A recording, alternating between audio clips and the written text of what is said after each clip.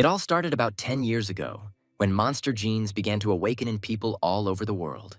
With the awakening of this gene, man himself turned into a monster, seeking to destroy everything around him. From that very day on, the consciousness of those who had not converted was controlled only by a deep feeling of fear.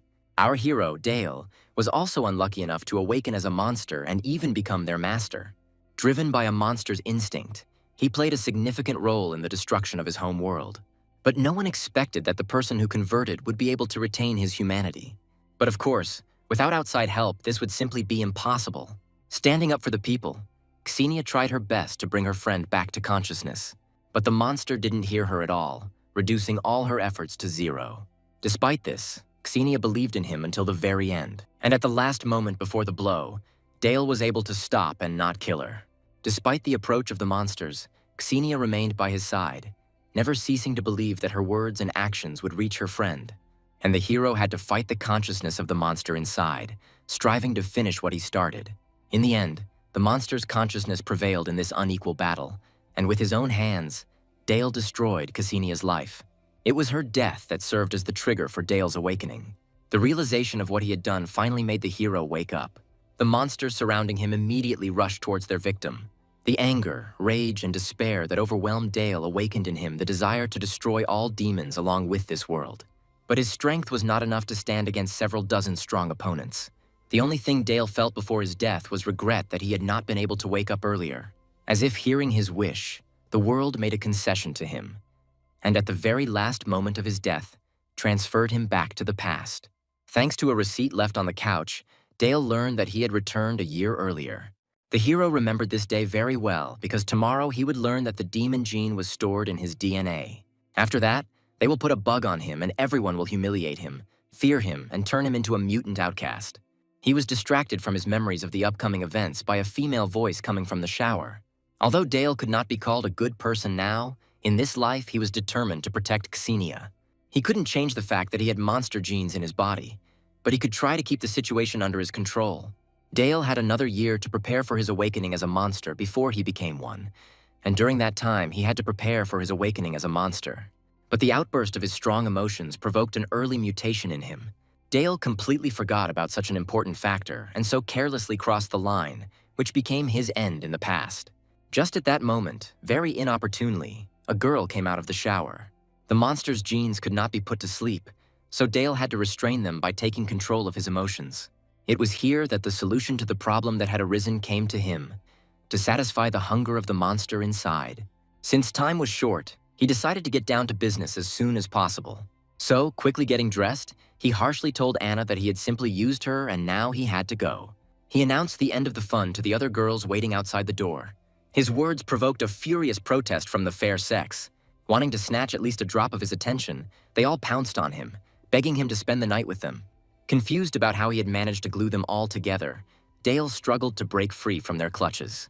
He didn't feel any regret about it because in the past, as soon as they found out about the gene, they themselves ran away from it. Only Xenia, both in this life and in the past, remained to wait for him. Knowing full well how the evening would end, she bought Dale some medicine to heal his emotional wounds and waited to give it to him. But her friend's behavior was very different from usual, which greatly confused her. Dale once again failed to keep his emotions under control, and now his inner monster was bursting out. The hero's strength to restrain him was waning, so he asked Xenia to return home. And he himself rushed away in search of food for his demon, to the bewildered cries of his friend. In order not to attract unnecessary attention to himself, he bought a raincoat in the first store he came across. And now, without the threat of being discovered, he walked precisely towards the smell of food. Just at this time, an explosion occurred in the place that attracted his attention. People ran away from the crowd of monsters, desperately hoping to save their lives. Dale didn't even flinch at the sight of the impending danger. Instead, he froze in anticipation. In an attempt to stop the monster, one of the men pushed the hero forward, but he flew past Dale as if he hadn't noticed him. The fact that the monsters now accepted him as one of their own undoubtedly pleased the guy. But he wasn't going to interfere and help anyone, because there was a special department for fighting monsters for that. They arrived at the scene quickly enough and created a stone wall around the monsters, completely unaware of the hero who slipped past. Inside, the battle was also raging. One of the rescuers lost his arm while saving 3 children from the clutches of a monster. But even so, His skill allowed him to continue the fight. Just when he was beginning to realize he couldn't handle them all, Dale appeared in front of her out of nowhere. Kyle wasn't exactly weak, but he was shocked that the boy had taken out a high-level monster with one blow. Quickly distracted from these thoughts, Kyle shouted at the hero to immediately run away with the children and leave the monster to him. But Dale had other plans. He couldn't let anyone see him eating lunch. That's why he knocked out the rescuer with one blow. And after that, he switched to the remaining demon, who would become his prey. Drawing on his experiences from his past life, Dale fought without holding back. The monster was no match for the demon lord's power. That's why I desperately tried to convey to the guy that there was no point in bearers of royal power killing each other. But Dale ignored him, mercilessly biting into the monster's rough flesh, absorbing its strength at the same time. At the same time, the rescuers outside noticed that the monsters had suddenly become much weaker. This made them feel ignorant because it meant that the main monster of the second level had been destroyed. Having dealt with the remaining demons outside, the rescuers hurried inside to their friend. Even though he had lost his arm, they were happy to see Kyle alive. But he admitted that the monster did not fall by his hand and told about everything he witnessed. The story of an ordinary guy eating a monster caused great concern among his partners. Our hero, satisfied with his dinner, got rid of his cloak and was now returning home. Upon reaching his home area, Dale immediately found himself plunged into memories of the past. In that life, the area suddenly lost power and the disruption caused people's abilities to go out of control. As a result, more than 100 people died, including Senia's parents. The girl herself was seriously injured, and there was a severe burn on her face. Checking the time, Dale confirmed that there were still 4 hours left before this incident. But he was very alarmed by the fact that the streetlights were turned off ahead of time. Meanwhile, Xenia tried with all her might to contain the force of electricity that was bursting out. She didn't want anyone to get hurt because of her, but she felt like she wouldn't be able to hold back any longer. At that moment, Dale appeared through the window. He promised to help her and asked her to trust him. Xenia had no choice but to rely on him. After that, Dale boldly grabbed her hand. He needed to act quickly, so without any preparation, he threw Xenia out of the window with one jerk. The girl was instantly overcome with fear from the fall, but she could not allow herself to scream so as not to wake everyone. Almost immediately, Dale himself appeared in the air and picked up his friend in his arms. By creating a tentacle from his hand, he managed to cling to the protruding part of the roof. This way, they were able to climb onto it safely. Having released Xenia, the hero told her to release all her energy into the sky. When the girl followed his advice, Dale sighed with relief, glad that this time he had managed to help her. Only after coming to her senses after the forceful release did Xenia notice Dale's hand. When he began to tell her about his mutation, she interrupted him, covering his mouth with her hands. She was very worried about him and insisted that he not tell this to anyone else. The hero assured her that she was the only one in this world to whom he could unconditionally trust this secret. Soon, paramedics came up to the roof, wondering who exactly had released that powerful lightning bolt.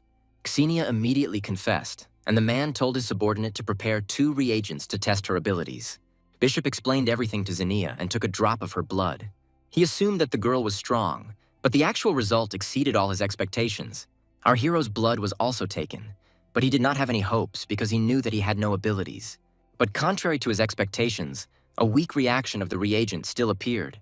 Dale suddenly realized that this happened because he ate the monster, which in turn ate the rescuer's hand. Upon arrival at the research institute, our hero underwent several more tests to determine the percentage of the hero gene. There, it was confirmed that he had 1% that would allow him to enter the Hero Academy. The sister who conducted all the tests promised to help him with his application to the academy. But they had barely left the treatment room when they heard the news that the world record for the number of heroic genes had been broken. All the doctors ran into the room where they are now conducting tests on Xenia. Dale also decided that it was necessary to take a look at what was going on there. Inside the lab, Xenia was being tested for immunity to electricity. Listening to the researchers' cries of surprise and delight at the incredible results, Dale couldn't help but smile with satisfaction. When the voltage reached 2,000 volts, one of the researchers expressed concern for the girl's condition, but she didn't feel any discomfort at all. The increase in voltage to 3,000 volts already instilled real horror and bewilderment. At this point, Xenia suggested stopping, fearing that she might lose control further. Dale wanted to go to his friend when it was all over, but they wouldn't let him in because it was too dangerous to be near Xenia. Besides him, there were others who wanted to meet the newly minted talent. Thanks to their power and status, they had no trouble getting permission to enter. When the stranger approached Xenia, she asked him to stay away, fearing that he might get hurt. But Armin was not at all afraid of her electricity, and even offered to release the excess power using his fire. Xenia didn't trust this man, so she rejected his offer. Armin knew that they would have many more opportunities to get closer at the academy, and did not attach any importance to this. He spoke in detail about the process of admission to the academy and the division of students into groups there. He also admitted that he would like to see her on his team among the strongest students. But Armin once again refused, because she already had a partner. It wasn't hard for Armau to guess who this man was, and he didn't consider Dale a rival, considering him too weak. With the appearance of her friend, Xenia seemed to forget about Armin's existence. Here his uncle called him, saying that they urgently needed to return back to the academy. Once in his uncle's office, Armin insisted that they needed to get a genius like Xenia. But Douglas decided not to act rashly and first get rid of the obstacles in his path. Afterwards, he turned on the recording sent to him, which reported Dale's low levels of heroic genes. Having contacted the right people, he used his influence and achieved the result he and his nephew wanted. Meanwhile, Dale told Xenia that because of his mutation, he needs to eat other monsters or people in order to transform. Contrary to his expectations, the girl was not afraid and even said that there were many people in this world who deserved to be devoured.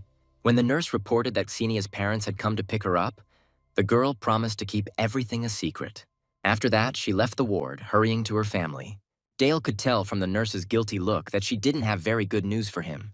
She admitted that his application for admission was rejected because 1% of the hero's genes does not distinguish him from an ordinary person. The hero was surprised by this, because usually even 1% would be enough to get in. Anna knew this too, so now she was in a state of genuine bewilderment and anger. Her eagerness to try again was stopped by Dale, who said that it was not worth her time. The reason for his calmness was that he had one more idea in store for how to get into the academy. But before Anna could even leave the room, she received another message saying that Dale had a chance to get in. Upon learning of our hero's chance to pass the test intended for expelled students, Armin became furious. Douglas was also extremely dissatisfied with the actions of the academy director, which could leave a mark on his reputation.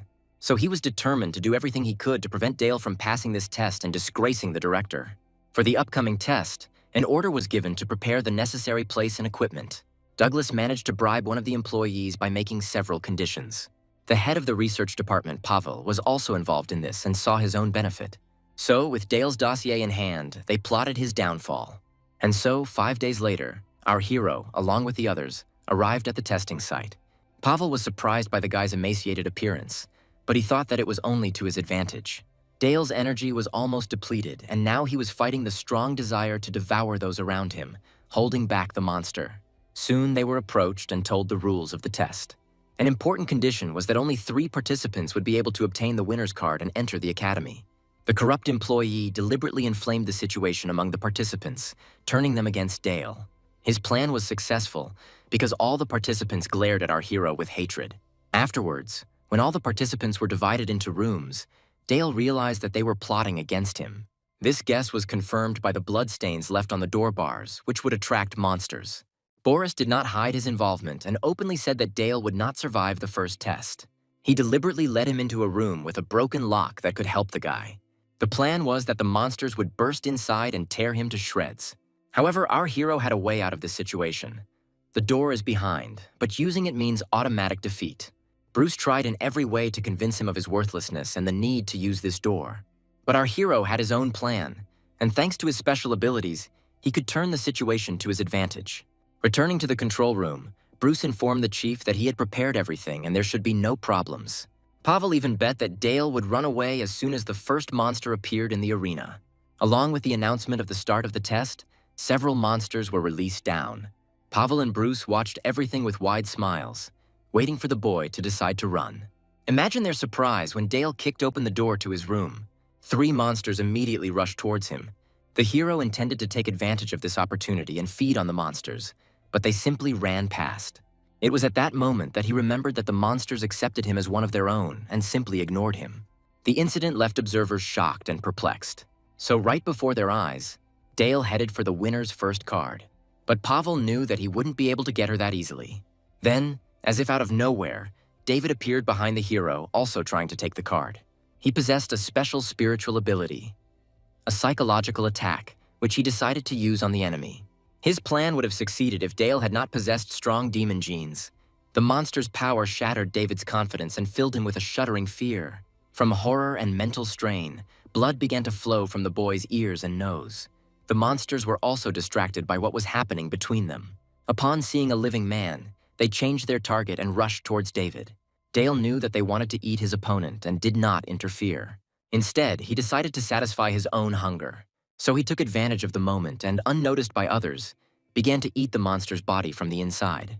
The demon's power he absorbed completely restored the boy's own strength, causing him to finally relax.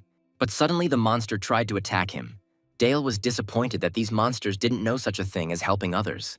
Looking at Dale's calm, David shouted in bewilderment that he should run, otherwise he would be torn apart. To his surprise, he managed to take out the monster with one blow.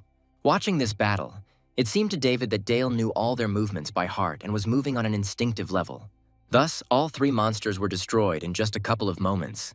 Pavel and Boris were unhappy with this result, but the first was sure that this was far from the end. Once the monsters were destroyed, the other challengers surrounded the hero. They didn't see him as a worthy opponent and simply demanded that he give them the map. Unlike them, David saw the whole fight with his own eyes and knew that this guy was not weak, which he tried to warn the others about. But his friends ignored him, saying that he was also not worthy of being their rival. So they decided to get rid of Dale and then have a fair competition between each other. Before that, they had to deal with the newly appeared monster. Dan was one of the strongest among them, so he confidently stood before the monster, not even thinking of running away. And when the monster raised his hand to strike, he met the blow with his fist, thinking that he could easily parry it. Only his arm was broken with a crunch. With a powerful blow, the monster slammed the guy into the wall opposite. Tyler snorted in displeasure and concluded that Dale was very lucky that those monsters were weak. But as soon as he turned his gaze to our hero, he saw that he was flying towards him with his fist raised to strike. Dale belatedly realized that he needed to use his friend's hand, otherwise this blow would destroy Tyler. Therefore, he tried to restrain his strength as much as possible. But even so, the blow was too strong for an ordinary person. Fearing that the boy had died, Dale rushed to check if he was breathing. And having confirmed this, he relaxed and turned his gaze to the others, asking if they still needed his card. But here a more serious problem appeared in the form of a monster chasing its victims. Tyler cared about the lives of his friends, so he asked Dale to help them, promising a generous payment. Without thinking twice, the hero decided to help these guys. Observers did not expect such a development of events at all. To fix this, Pavel decided to take more drastic measures and ordered the release of test samples of monsters. Boris knew that these monsters were much stronger than ordinary ones, and that ordinary children would not be able to cope with them. But Pavel was sure that the boy had a special ability that would not allow him to die. He then ordered Boris to turn off the power supply in the arena when all the isolation doors opened. This order seemed completely absurd to him. He understood that in this scenario, the test participants would not be able to escape and would simply be eaten. But the head of the department didn't see any problem with this at all. When Boris decided to back down, the man's expression changed, and he reminded them that they had been generously paid for this task. To convince his accomplice, he promised to give him a few more million on top and get him out of the city. The desire to get more money prompted Boris to push the weak voice of conscience to the back of his mind. During this time, Dale dealt with the last monster in the arena. Now no one present thought that the hero had just been lucky before. Admiring his skills, Tyler even increased the promised reward for his assistance. Standing nearby, Tyler's sister Emma dealt him a hard blow, demanding that he not get into more debt. Afterwards, she apologized to Dale for her wayward brother, promising to simply treat him to dinner. The hero was about to refuse such generosity when his face changed from horror. Suddenly, another monster jumped from the ceiling right above the brother and sister. Reacting quickly, Tyler pushed his sister and friend aside. Thus, by sacrificing himself, he managed to save them both. David didn't understand what was happening at all, because they were supposed to be given half an hour to rest before the second wave. Several more monsters appeared here. Realizing that these monsters were of a higher level, Dale guessed that someone was deliberately not wanting to let him pass the test. Someone tried to escape, but Emma was too afraid for her brother. Realizing that her strength would not be enough, she desperately rushed at the monster, demanding that it release Tyler. But the monster easily pushed her away and surrounded by his fellow monsters. The girl was already preparing to say goodbye to life when the hero came to her aid. He promised that he would not let her brother die and told her to run away from here. With these words, he threw Emma to the side towards David. He himself rushed forward.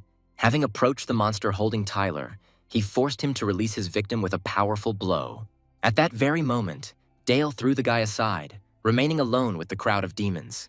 A joyful Emma immediately ran to her brother, making sure that he was okay. As everyone else ran out of their rooms to get the card, Emma was about to do the same. But Tyler found the test too suspicious, so he stopped his sister. So they moved into the room together, already resigned to their own defeat. Dale easily defeated the monsters, eating them along the way and increasing his strength. At some point, he noticed that the hatch in the ceiling had opened again. Hoping to be saved, Tyler made his way to the escape door. But the button hanging there didn't work due to a power outage. Here, Emma reported even more terrifying news. The number of people constantly arriving at the arena increased tenfold, and now there were at least 100 of them there. Engrossed in the fight for the winner's card, the other participants were completely oblivious to what was happening around them. It was only when hundreds of demons were in the arena that they realized the full horror of the situation. From the top floor, Boris watched the hell that reigned below. Not without a hint of mockery, he thanked Dale, saying that tomorrow he would cross the border and be provided with money for the rest of his life. Without listening to his monologue, the hero threw the monster's severed arm in his direction. But when she simply flew past, the man laughed at him. But Boris had no idea that our hero's plan was different. In an instant, he was thrown down from his safe zone. Overwhelmed with horror, Boris quickly changed his tone and was now begging Dale for help. But not only did he not intend to help, but he also deliberately pushed the monster towards his new victim. This was exactly what Dale got paid for. Having devoured it, the monster's body began to rapidly transform. Thanks to his heightened level of consciousness, he recognized Dale as a traitor and ordered the other monsters to get rid of him. When all the monsters rushed at the guy at once, Pavel was sure that this time it would definitely be the end for him. He had prepared a way out for himself in advance, which he now took advantage of. Cutting off the last hope of salvation, the man destroyed the supports holding the lid from closing. He then walked over to the unconscious boys sitting at the monitoring console. To bring them to consciousness, Pavel doused them with ice water. And then he immediately attacked the poor fellows with a furious cry, demanding an explanation for the mess happening around them. When they blamed Boris for everything, they demanded that all electrical problems be fixed. It would have taken at least an hour to fix everything, so one of the guys suggested simply calling the rescuers. But Pavel was categorically against this option and threatened the guys with a fine of 100 million for his own carelessness.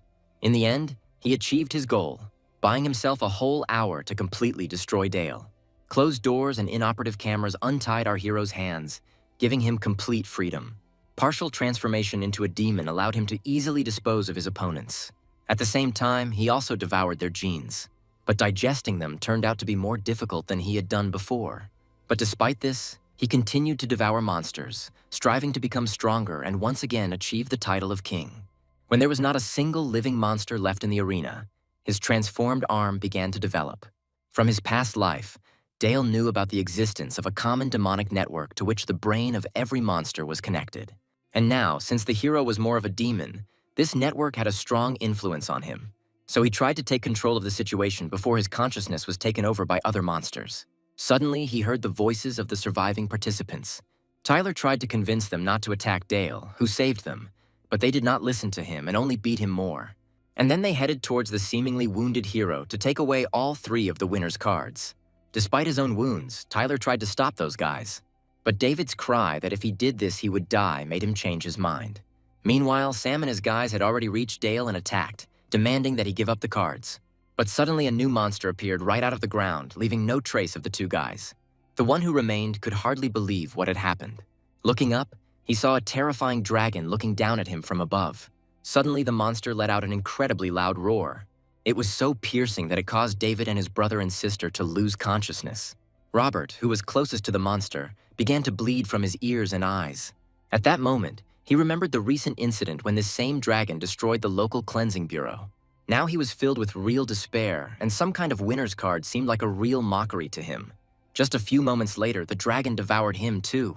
The hero didn't feel any particular joy from the fact that he would still have to deal with this monster. But he had no choice when the dragon attacked him.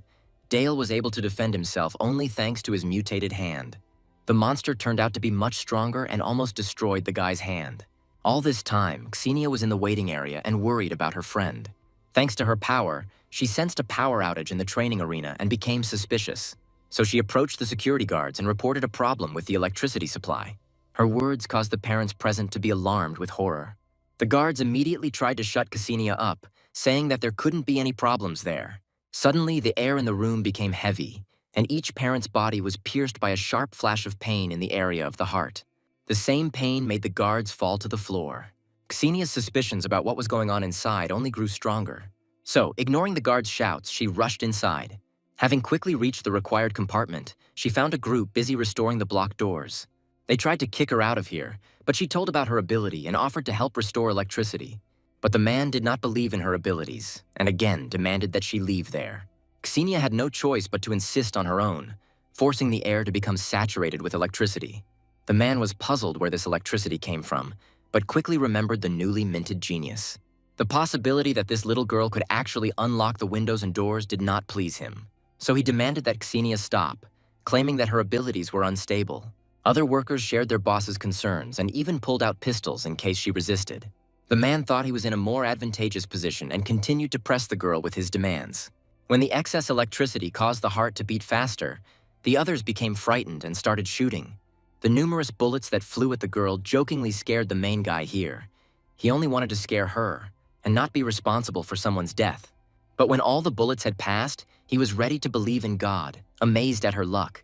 Xenia herself was surprised, but quickly realized that the electricity was creating a magnetic field around her, distorting the trajectory of the bullets. Seriously frightened by the girl's inhuman strength, the man decided to call for help. But Xenia took all the devices and weapons from the men in one movement.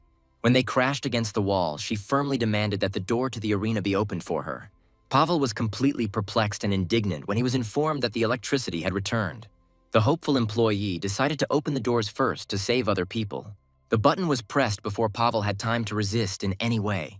The next moment, all the doors began to slowly open. Xenia suddenly rushed forward, wanting to make sure that everything was okay with Dale. As soon as the girl found herself inside the arena, she saw a huge monster. At first, she was overcome with sheer terror. The men following her were also quite scared. In the very center of what was happening, Xenia saw her friend, who was about to be devoured by a monster. Determination and a desire to help instantly flared up inside her, pushing aside her fear. At the same time, entire neighborhoods outside suddenly began to lose power. The surge of electricity that had rushed towards the arena had created chaos at the cleanup headquarters. Feeling the electricity in the air, Dale realized that Xenia was there and had come to his aid. The opportunity that presented itself undoubtedly pleased the guy. With a jerk, he managed to push off the dragon's body, sending a clot of blue flame towards it. Dale was about to attack again when he noticed his friend lying nearby and immediately rushed towards her. Watching what was happening, Paul was delighted by the appearance of this dragon, which made his task easier. He was sure that in the current chaos there would be no evidence left and no one would notice if he got rid of Dale on the sly. So, under the pretext of saving the children, he gave the order to use all available forces to distract the dragon until the cleanup team arrived. Dale felt relieved when the local staff took on the monster, but he couldn't relax. At that moment, his evolution level had reached the 3rd level, and it was becoming more difficult to maintain his human form. Acting on instinct alone, the hero turned around sharply and stopped the object flying at him. Pavel was shocked, but not at all because Dale was able to stop the goth attack. It was the boy's changed appearance that struck him. Even though he didn't know what a hero was, he had no intention of deviating from his original plan. He created several sharp golden rods and pointed them at the guy. But he again defended himself with his transformed hand, allowing the bars to penetrate it. Such inhuman abilities only further fueled Paul's desire to destroy him. But he didn't expect that Dale would be able to get rid of the bars with his blue flame. The next moment, the hero attacked him in response, raising a column of dust into the air. Pavel barely managed to escape unharmed from the crater of blue flame. Looking at the guy in front of him, he tried to understand what he was, but it was difficult to classify him as a human or a monster. He decided to wait for the Bureau to personally destroy the guy, mistaking him for a monster. Dale, however, was trying his best to contain the transformation that was bursting out. But the part of the dragon's power that he had absorbed was too unbridled and did not want to obey. When the guy started to rush from side to side, Pavel prudently created a shield from his black spikes on his hand. The man believed that his defense could handle everything, but it only took one blow to dispel this illusion. Only now did Pavel realize that he was simply not capable of resisting such a monster. In order to save his life, he attempted to escape, prudently informing the approaching cleanup team. But suddenly Xenia blocked his path. The man tried to reason with the girl and open her eyes to the monster she was protecting. But Xenia was already well aware of everything and was completely on her friend's side. Her blow sent the man flying straight towards Dale. He delivered the decisive blow with his hand and absorbed Paul's powers. At that very moment, he was struck by a bad feeling. The cleanup team was already here. Turning to his friend, he shouted at her to quickly move away from him and pretend that they were strangers. Dale was afraid that he wouldn't be able to return to his normal appearance in time. But despite her fears, Xenia decided to stay by his side. She was firm in her decision, which was clearly visible in her eyes. The realization that she remained the same brought a slight smile to the guy's face. In an attempt to hold back the dragon, a group of repairmen put up a 3-star shield in front of themselves, hoping that it would help. But he didn't last even a couple of minutes before he was penetrated and the main one was mortally wounded. In the face of such a terrifying monster, the panic and horror of the employees only increased. Everyone was about to rush into escape when a sharp pain in the heart made them fall to the floor, not allowing them to take a single step. It seemed that the end was about to come for them. But suddenly a rescue girl from the cleansing bureau burst inside. She was furious that she had to interrupt her date and come here. Therefore, the blows she inflicted were full of anger and the desire to kill. The workers thought that the monster wanted to kill them along with them, but as it turned out, its power had no effect on them. With the dragon temporarily paralyzed, Michelle stepped forward and told the others to run away and find her colleagues. Until then, she was going to fight alone. At the same time, Xenia stood up for her friend and shouted at him to hide in one of the rooms and come to his senses there. As Dale obediently ran inside, she set about her plan to buy him some time. Just at that moment, more people appeared in the arena, and the girl headed towards them, joyfully shouting for salvation. Dale, however, tried to control the tenfold increased power of demonic genes. In the process, he realized that the structure of his hand bones had been altered. Therefore, the hero decided to change tactics and stabilize his genes, developing his bones to new strength. But he overdid it a little, and several black needles flew out of his hands, just like those of the dragon he was fighting. All this time, Xenia diligently distracted the attention of the rescue group. A sudden loud sound from the room behind her made her tense. The rescuers also became wary and decided to find out what kind of monster was lurking there. Xenia watched them intently, ready at any moment to stun the men and run away with Dale. But to her relief, the guy came out of the room in a normal state and asked what was going on. So, without arousing the men's suspicions, Dale approached his friend with a smile. But he didn't lose sight of the rescuers who were evacuating other survivors. The hero knew that the dragon that had appeared was not in its full form, and that something even worse awaited them in the future. Therefore, I firmly decided to become even stronger and obtain as many strong genes and necessary resources as possible. A few days later, our heroes were enrolled together in the Hero Academy. Xenia tried to figure out how Dale could fulfill the conditions set for him and become the strongest person in just 1 year. But the hero was confident in himself and had no doubt that he could achieve this. Xenia had no choice but to also believe in him. Turning to her, Dale reminded her that she too had a difficult path ahead of her to reach 3 stars in just a month. During this discussion, they were interrupted by a joyful shout from their new acquaintances. Tyler and 2 others swore allegiance to the hero until death in gratitude for him helping them and saving their lives. After greeting them, Dale introduced Xenia to them. All 3 immediately recognized the name of the outstanding genius and could not contain their shock. But a moment later, the shock gave way to Tyler's genuine admiration. His suggestion that our heroes were dating was immediately dismissed. And then they repeated the simple truth, which had already become boring to them, that they were just childhood friends. But 1 suitcase for 2 clearly did not confirm their words. Changing the subject, David approached our heroes with a proposal. He spoke about the upcoming competition for resources and suggested forming 1 team. But Tyler was vehemently against this idea, realizing that they would only drag Dale down. Xenia considered this trio to be an excellent bait, thanks to which they could save a lot of energy. Therefore, Dale, who shared her opinion, himself suggested that they form a team. Taking this decision for pity, Tyler immediately became indignant. By pressing him, Dale convinced the guy that this was not pity at all. The anger instantly evaporated and tears of gratitude for the chance appeared on Tyler's face. Without missing a beat, the hero made a condition that if all the reverses went to 1 person, he should keep them for himself. The first lesson began that same day, taught by William, who became their teacher for that year. He began with the bad news that if the students failed to awaken their power within a year, they would be expelled. Casting a gloomy glance at the audience, he listed the percentages of strength of the 3 students who had passed the test. When Tyler responded, William said he had to reach his potential this year if he didn't want to be relegated again.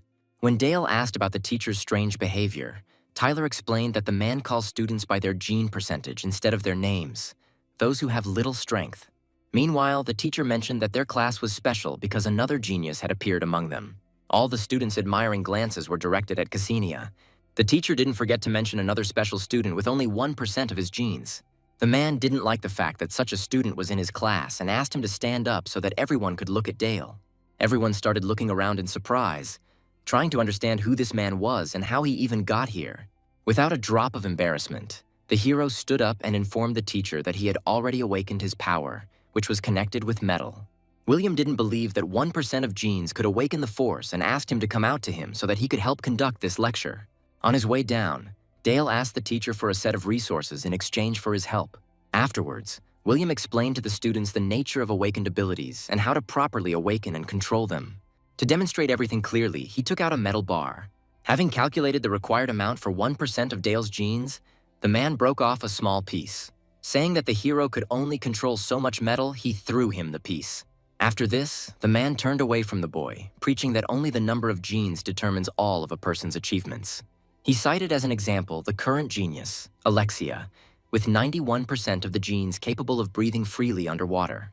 He again mentioned Ksenia and her immunity to high-voltage current. For those whose percentage was less than 20, William would put a cross on them right from the start, because they were not capable of awakening the power.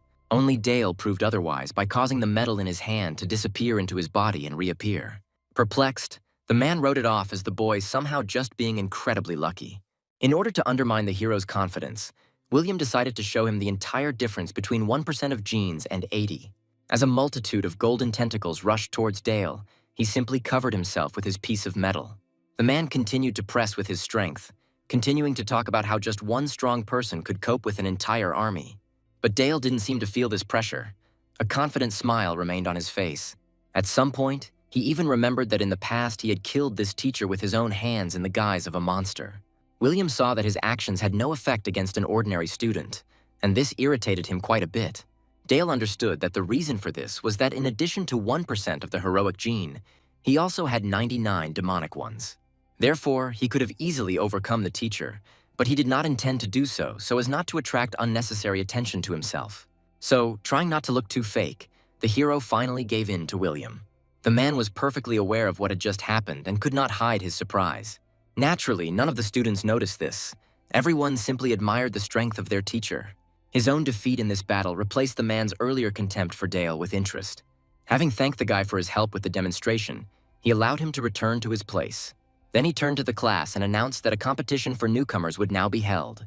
Everyone had been waiting for it to start for a long time, but many had doubts about Dale and his small percentage of forces. One of those present had heard that the hero wanted to defeat everyone and was now extremely interested in how Dale would do it. So, making an exception, Eli invited our hero to his group. Usually, he would have recruited students with a high percentage of genes, but for Dale's sake, he made a concession and helped him implement his plan. In fact, Eli was targeting Ksenia, who follows her friend everywhere. The offer seemed very generous and tempting, but Dale refused without even hearing the whole thing. Having received a sharp refusal, Eli no longer hid his true attitude towards the guy and confessed the purpose for which he invited him. In response to all his threats, Dale only smiled broadly and wished Eli luck in his plans. When the enraged boy returned, William advised him not to provoke others ahead of time.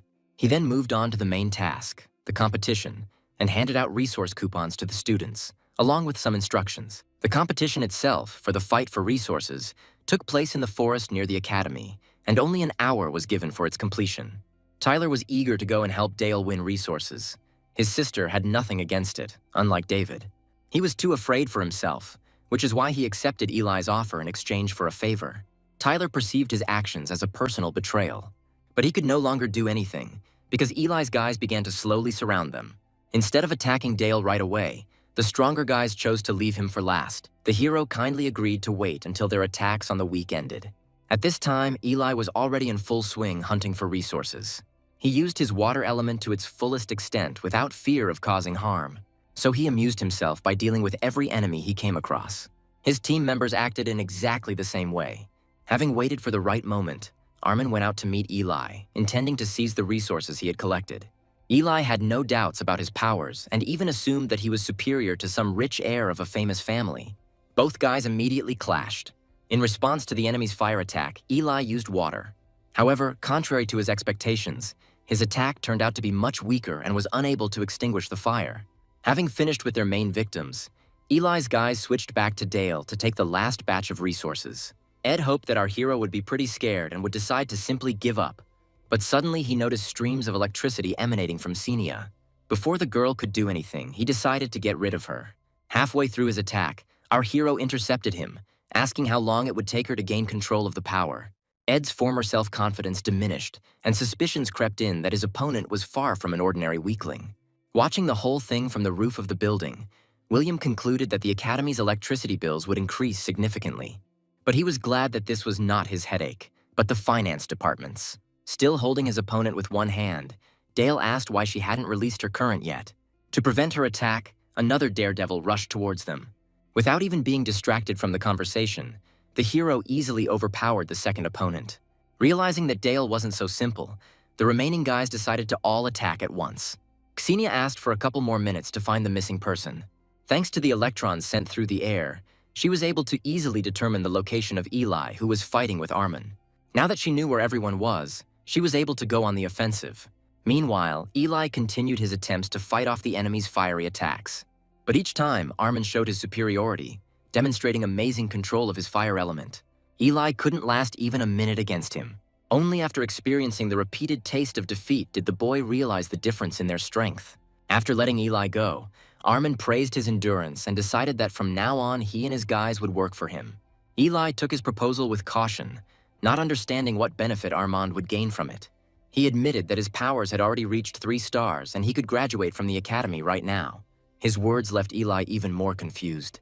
Armin's goal was to recruit young talents for his family, which is what he told the boy about when he invited him to join. Eli did not refuse his tempting offer. As soon as he extended his hand towards Armand, several bolts of lightning flew out of nowhere in their direction. In a matter of seconds, Eli's body was engulfed in powerful electric shocks. The same fate befell everyone else who was unlucky enough to be nearby. Unlike them, Armin was luckier. He intuitively set up a fire defense.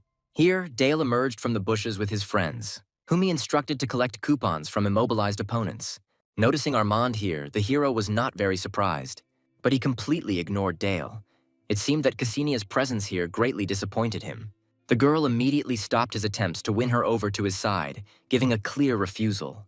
But Armand had no intention of convincing her, and simply decided to wait until she changed her mind of her own free will. Dale covered Ksenia with himself, believing that she was not yet ready to fight such a strong opponent. So, wanting to test his own strength, he took the blow himself. Armand had already decided that everything was over, but the enemy, who suddenly appeared unharmed, caught him by surprise. He instantly created a fiery palm in front of him, intending to grab Dale, but he failed.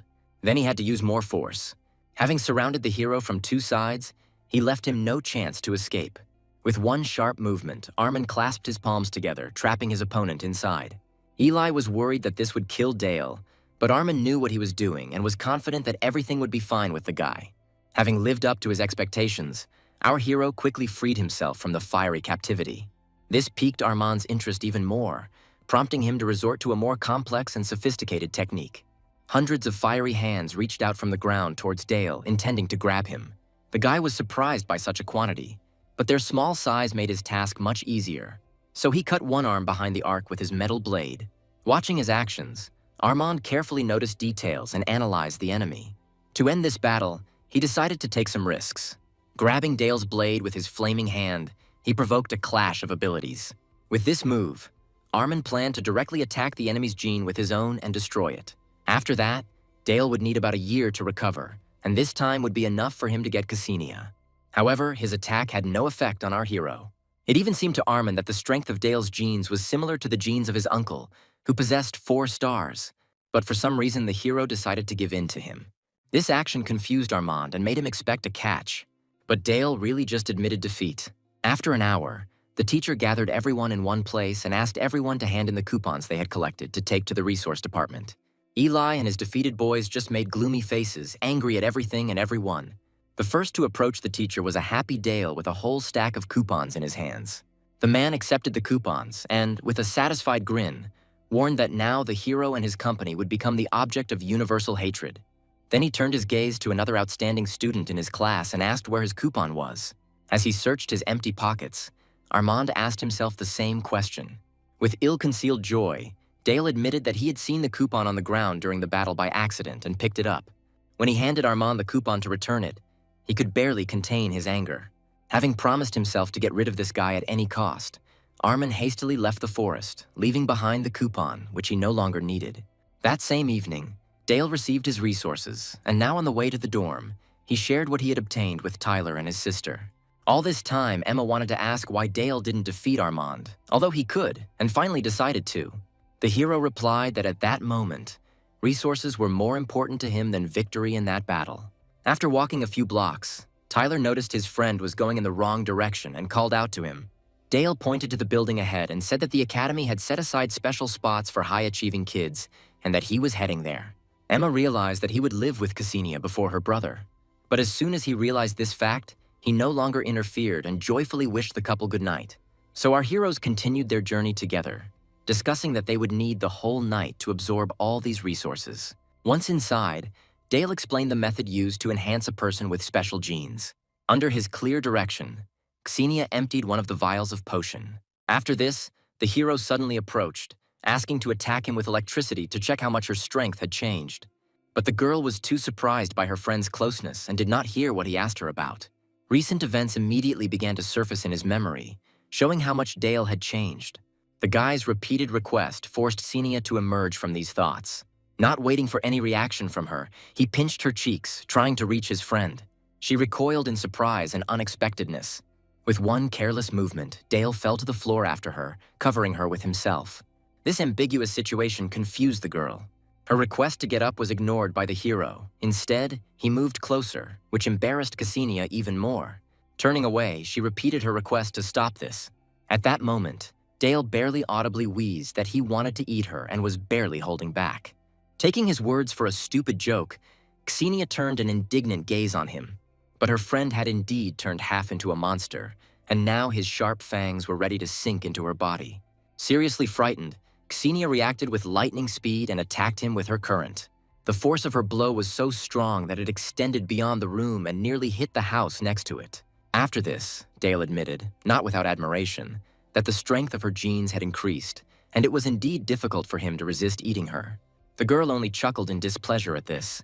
Having decided that this was enough for today, the hero decided to take a little walk and satisfy his hunger. Ksenia played it safe in advance and threw a mask over her friend's face. So, promising to be careful, Dale left their room. During all this time, he has already managed to reach the 3rd level of the monster. As his level increased, he acquired new attacking techniques that he wanted to test out. As soon as he created a blue flame in his palm, he sensed danger and immediately extinguished it. It seemed that everything was calm around and there was no one nearby. But danger lurked deep underground. The dragon from the arena was still looking for Dale and now felt how he used his power. So, due to the threat of being quickly discovered, the hero decided to refrain from using his flame. Meanwhile, in another part of the city, Thomas was returning home from work when he was suddenly attacked. He didn't even have time to realize what had happened before he was dragged into a car. The man woke up already tied up inside a truck that contained several other victims. Pressing on the illegality of what was happening, Thomas demanded that he be released immediately. The kidnappers didn't even react to his cries, thinking about the amount of money they would get for selling these people. It was during one of these moments that Dale attacked the car. Having struck, he immediately disappeared from the criminal's sight. Both men were seriously scared. Just as one of them managed to get the engine started again, Dale reappeared. He broke through the glass with his hand, grabbed the driver and abruptly pulled him out of the car. But his hero didn't intend to kill him so quickly, so he simply threw the criminal into a tree. He quickly recovered from the blow and stood up, asking Dale who he was. Meanwhile, Mark decided to deal with Thomas before he woke up all the other victims and they turned into monsters. When the man saw the strange potion in the kidnapper's hands, he began to beg for mercy and asked to be allowed to go home to his son. But this only made things worse when he was told that they would also soon come for his son, who had the monster gene. Our hero then entered into battle with the driver, who turned out to be awakened with 3 stars. The criminal felt his superiority for a short time, only until the moment when Dale summoned the blue flame. A moment of confusion was enough for the hero to deliver a more powerful blow. The fraction of flame he released left severe burns on the man's hands, rendering him unable to use his power any further. Realizing his defeat, he began to insist that he was getting rid of people with the monster gene for the greater good. But Dale had a different opinion and saw nothing in common between what was happening and good deeds. With a little pressure, he was able to convince himself of the Lance family's involvement in all of this. He had long been suspicious of the Church of Atonement, because they were the ones who provided special assistance to those carrying the monster gene. In reality, they secretly passed information about the carriers to the Lance family, and they bought these people for their own personal purposes. He also managed to find out through threats that this family had numerous bases and farms for breeding monsters throughout the country. In order to avoid death, the man even promised to take Dale to one of the bases located in their city. Our hero didn't know the location of the bases, so he agreed to this condition. But this turned out to be a trick on the part of the criminal. Dale expected something like this, so he was able to easily stop the man. Then he decided not to waste time and just gobble it up. All this time, Mark continued his attempts to force Thomas to drink the potion. But Dale's approaching steps forced him to push the showdown with Thomas to the back burner. Dropping everything, Mark quickly ran out of the car, saving his life. Looking out the window, Thomas thanked the hero for saving him. But in fact, everyone in that car was already dead, which he told the man and advised him to get as far away from there as possible. He disappeared immediately after that, leaving Thomas at a crossroads, as he had a small son left in the city. He followed Mark like an unnoticeable shadow. As Dale expected, it led him straight to the monster factory. Inside, there were many monsters guarding the entrance to the laboratory hidden in the depths. Mark's approach was immediately captured by the camera. He managed to confirm his identity, but the absence of his partner and the goods aroused the security guard's suspicions. Mark had to tell about the skirmish with Dale and the death of his partner. He was only allowed inside when the man assured the guards that he was not being followed. The moment Mark entered, one of the guards noticed a shadow slipping behind him, but his partner paid no attention to it. Thanks to the high level of monster genes, Dale managed to remain undetected by other monsters and sneak inside. In addition, he found many blind spots in this room, which he intended to take advantage of. Inside the laboratory, the experimental subject was prepared for his future fate by removing excess organs. The unfortunate man resigned himself to his fate and desperately asked for mercy for his wife, who had too small a percentage of monster genes. Instead of answering, Lincoln looked away. Following him, the man noticed a whole shelf with compartments for storing someone's severed heads. Among them, he found his wife. After what he saw, the man's mind was filled with rage, displacing all fear. Lincoln had barely begun the operation, ignoring the curses that rained down on him, when suddenly the power went out. The entire laboratory was without power, causing a wave of panic to wash over the researchers. Right there, Mark burst in and accused the lead investigator of leaking information about the abductions. Lincoln quickly put all the facts together and accused Mark of bringing a tail behind him, which is why everything was now turned off. After this, he declared the first level of alert for everyone. The man also intended to report the break-in to his superiors, but he was not allowed to do this. A sudden attack destroyed the phone right in his palm. Following this, Dale himself appeared, disappointed that today's dinner promised to be less tasty. William was deeply disappointed with the security system of this base, since an outsider was able to penetrate it. The guards who appeared from behind Dale attacked him with activated flame techniques. Mark also joined them, wanting to avenge his partner. William stood aside, wondering who this boy was and who could have sent him here. But he was completely confident in the strength of his people, each of whom possessed the third level and the elements of wind and fire. All three attacked simultaneously, and a whole whirlwind of elements, each reinforcing the other's power, rushed towards our hero. In this battle, they miscalculated the strength of their enemy, which led to their defeat. Dale also released his blue flames, which absorbed the whirlwind aimed at him.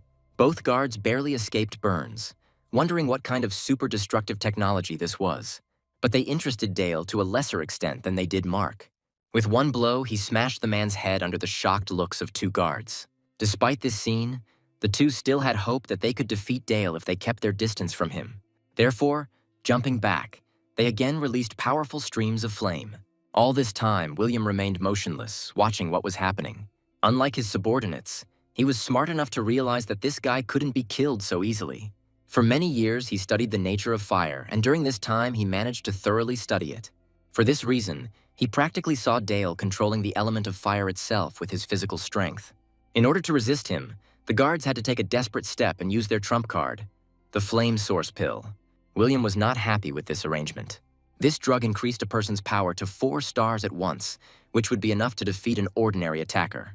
But the man feared that Dale's flame was like an eternal flame emanating from the earth, which could not be resisted. Confirming his fears, the hero easily shrugged off the enemy's attack, destroying the guard with just one blow. In this way, he got rid of 2 main obstacles. When he had finished with them and went to William, He shared with him his guesses regarding the nature of the blue flame. Dale had not known about this before, so he demanded that the man take him to the place where this flame originated. William agreed, but only on the condition that the boy join his research group and work for the Lance family. Surprised by his compliance, the hero reminded him that he had just killed 2 of his men.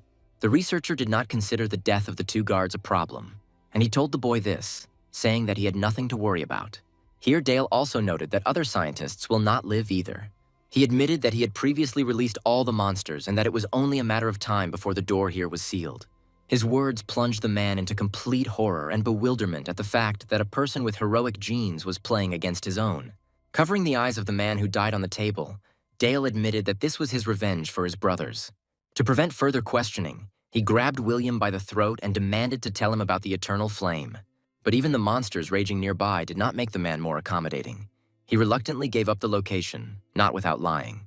However, Dale immediately saw through his lie, comparing facts from his past and phrases accidentally dropped by William in the dialogue.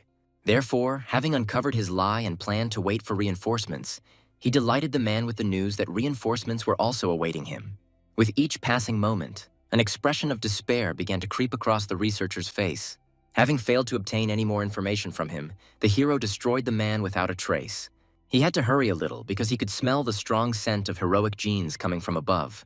He understood that the factory was now overrun with monsters and there were few exits here, which is why he could not avoid meeting the heroes. But Dale wasn't going to just sit around waiting for them and decided to gather resources that would be useful for himself.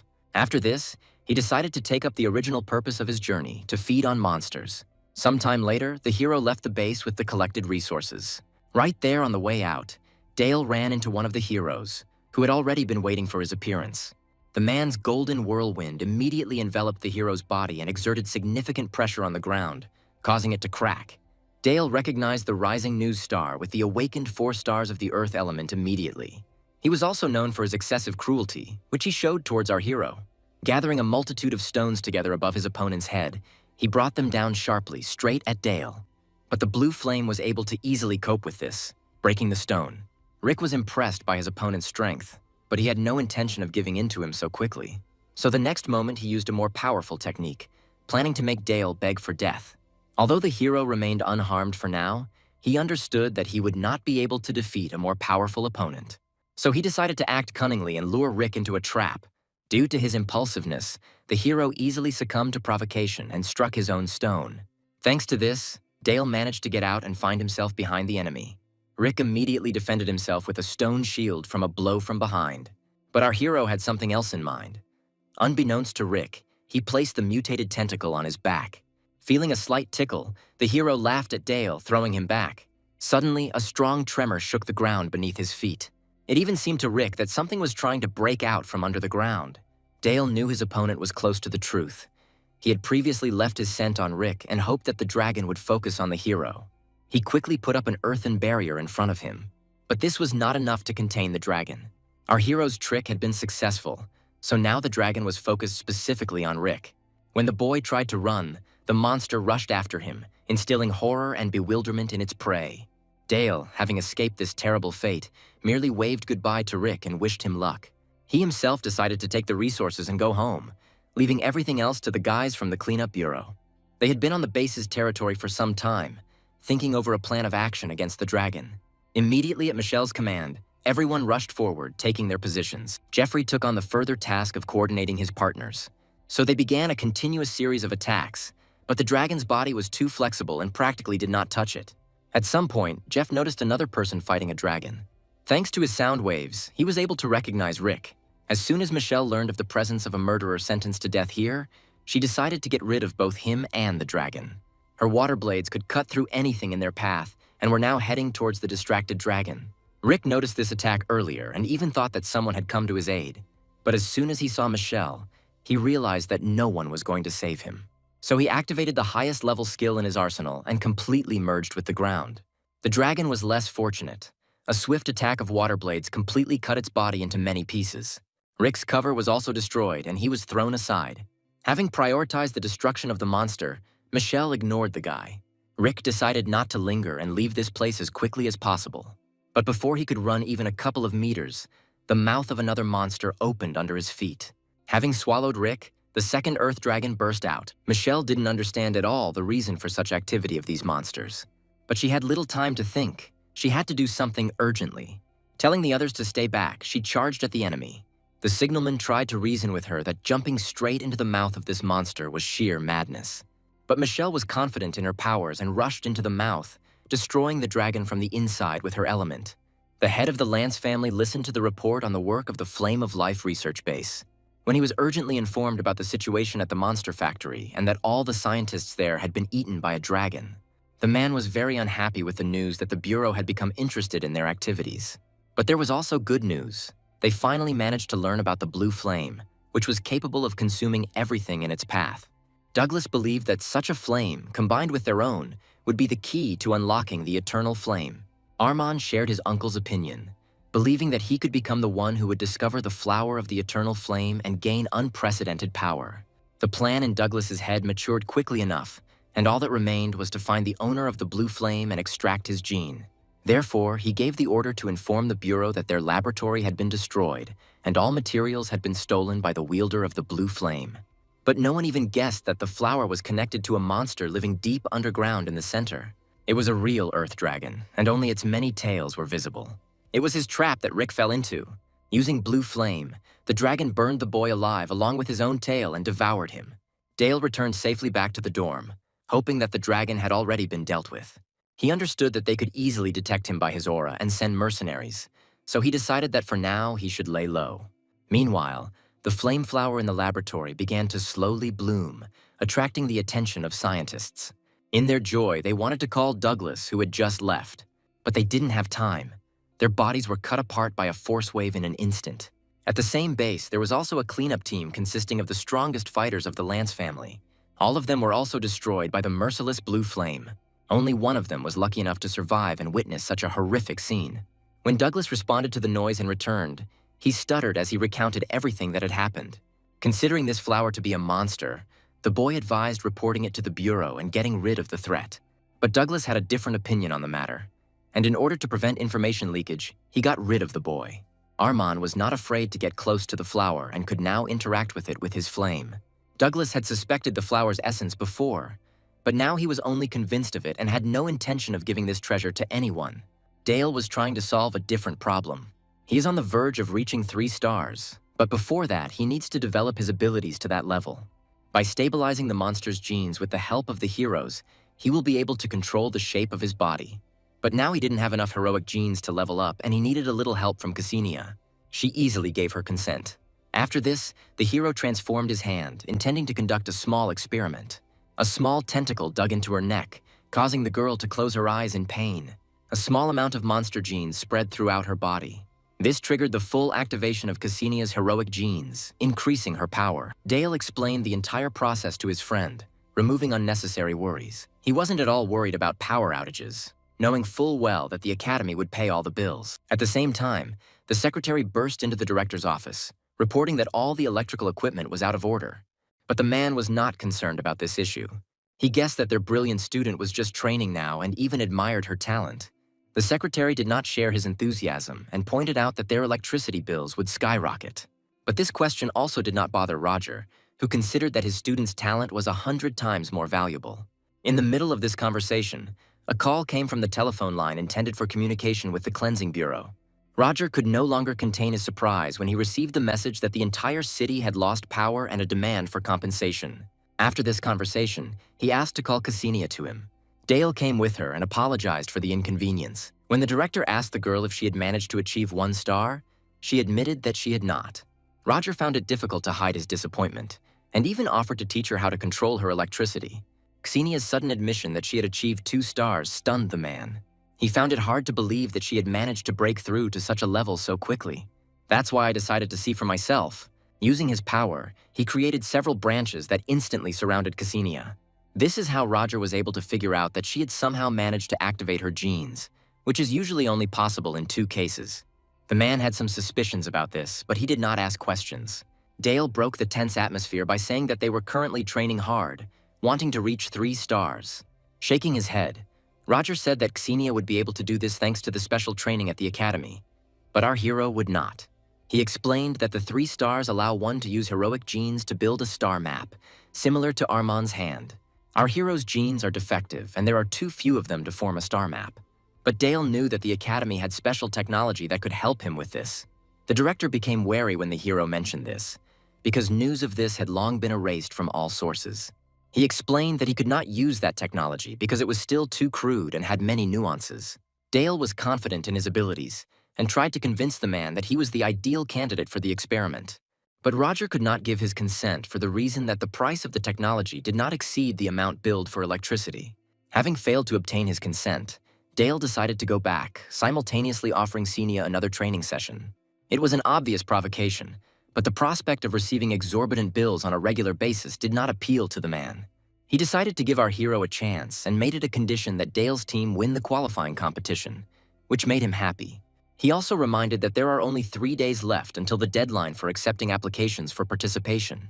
Olga was sure that these two would not be able to defeat the strongest students of the Academy and take first place, but the director of the Academy thought differently. Roger examined Dale's school tests and found something abnormal that aroused the man's suspicion and interest. Olga knew that the director was studying monster genes and was now confused to learn that he was also studying hero genes. Before she had any more questions, Roger decided to end the conversation and deal with the electricity bills. The very next morning, 2 representatives of the Bureau, Kyle and Justin, came to see him. They came here not only as judges for the upcoming competition, but to search for the blue flame among the students. Roger was surprised that the Bureau thought such a person could be hiding here. Kyle told him about his run-in with Blue Flame at the mall when it was attacked by monsters. Since it was dark there, he was unable to make out the face, but he was sure that it was a teenager who had recently awakened the power within himself. Justin added that yesterday the Lance family announced that Blue Flame had attacked their lab and killed everyone there, stealing materials. The man conducted his own analysis and shared Kyle's opinion that the perpetrator could be one of the students. Their words did not at all convince the director of the Academy of his students' involvement in what was happening. Kyle then admitted that since the day of the battle at the mall, he has felt a special connection with the Blue Flame.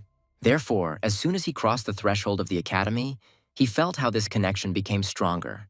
In a tone that brooked no argument, Justin announced that all new students would be thoroughly screened.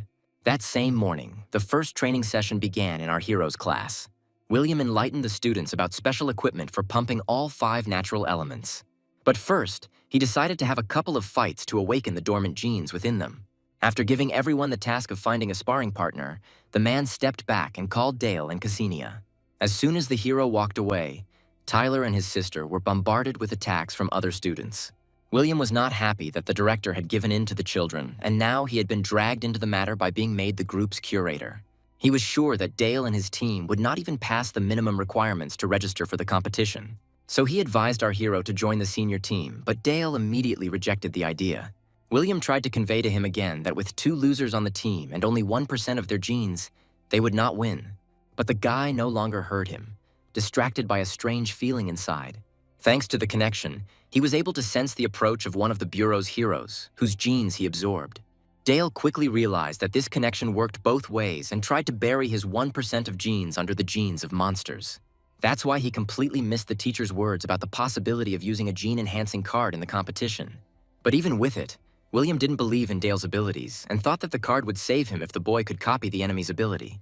Instead of Dale, he suggested making Xenia the team captain and, as a test, asked her to attack him with all her strength. She was only glad to test her strength and asked to give her a couple of minutes. Seized by a strange premonition, the man made the adjustment that the first blow would be in the air. At the same time, a fight was already breaking out nearby between Tyler and other students. But a sudden flash of light stunned everyone, causing them to look up from their work. And the next moment, lightning struck there with an incredibly powerful discharge. Seriously frightened by Ksenia's anger, the bullies apologized to Thomas and even began to treat him with respect. William was no less shocked. Now he was even afraid to give her the captain's power-up card. At that moment, his thoughts were interrupted by the voice of the secretary approaching them. When the man walked away, Ksenia noticed the hero's tension. A little later, William introduced 2 guests of their cleanup agency to his students. Kyle was sure that their criminal was among these children, but for some reason unknown to him, their connection with the hero was abruptly cut off. Having no other choice, he decided to take drastic measures and simply smoke out the blue flame.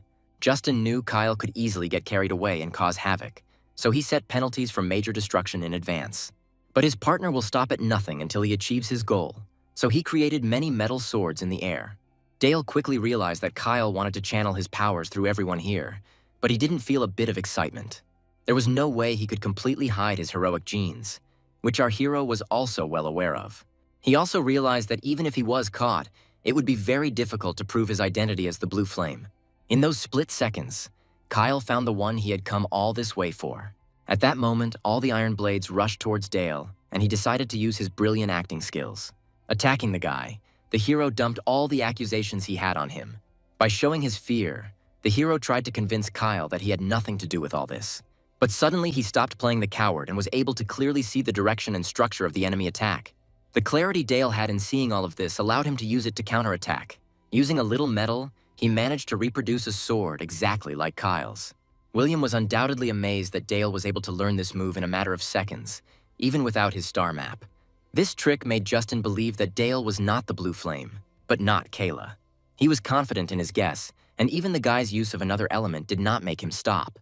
A few moments later, before everyone's eyes, Kyle's metal, accelerated to high speed, created powerful streams of flame. Seeing the metal generate fire, William allowed the thought that Dale might indeed be the criminal.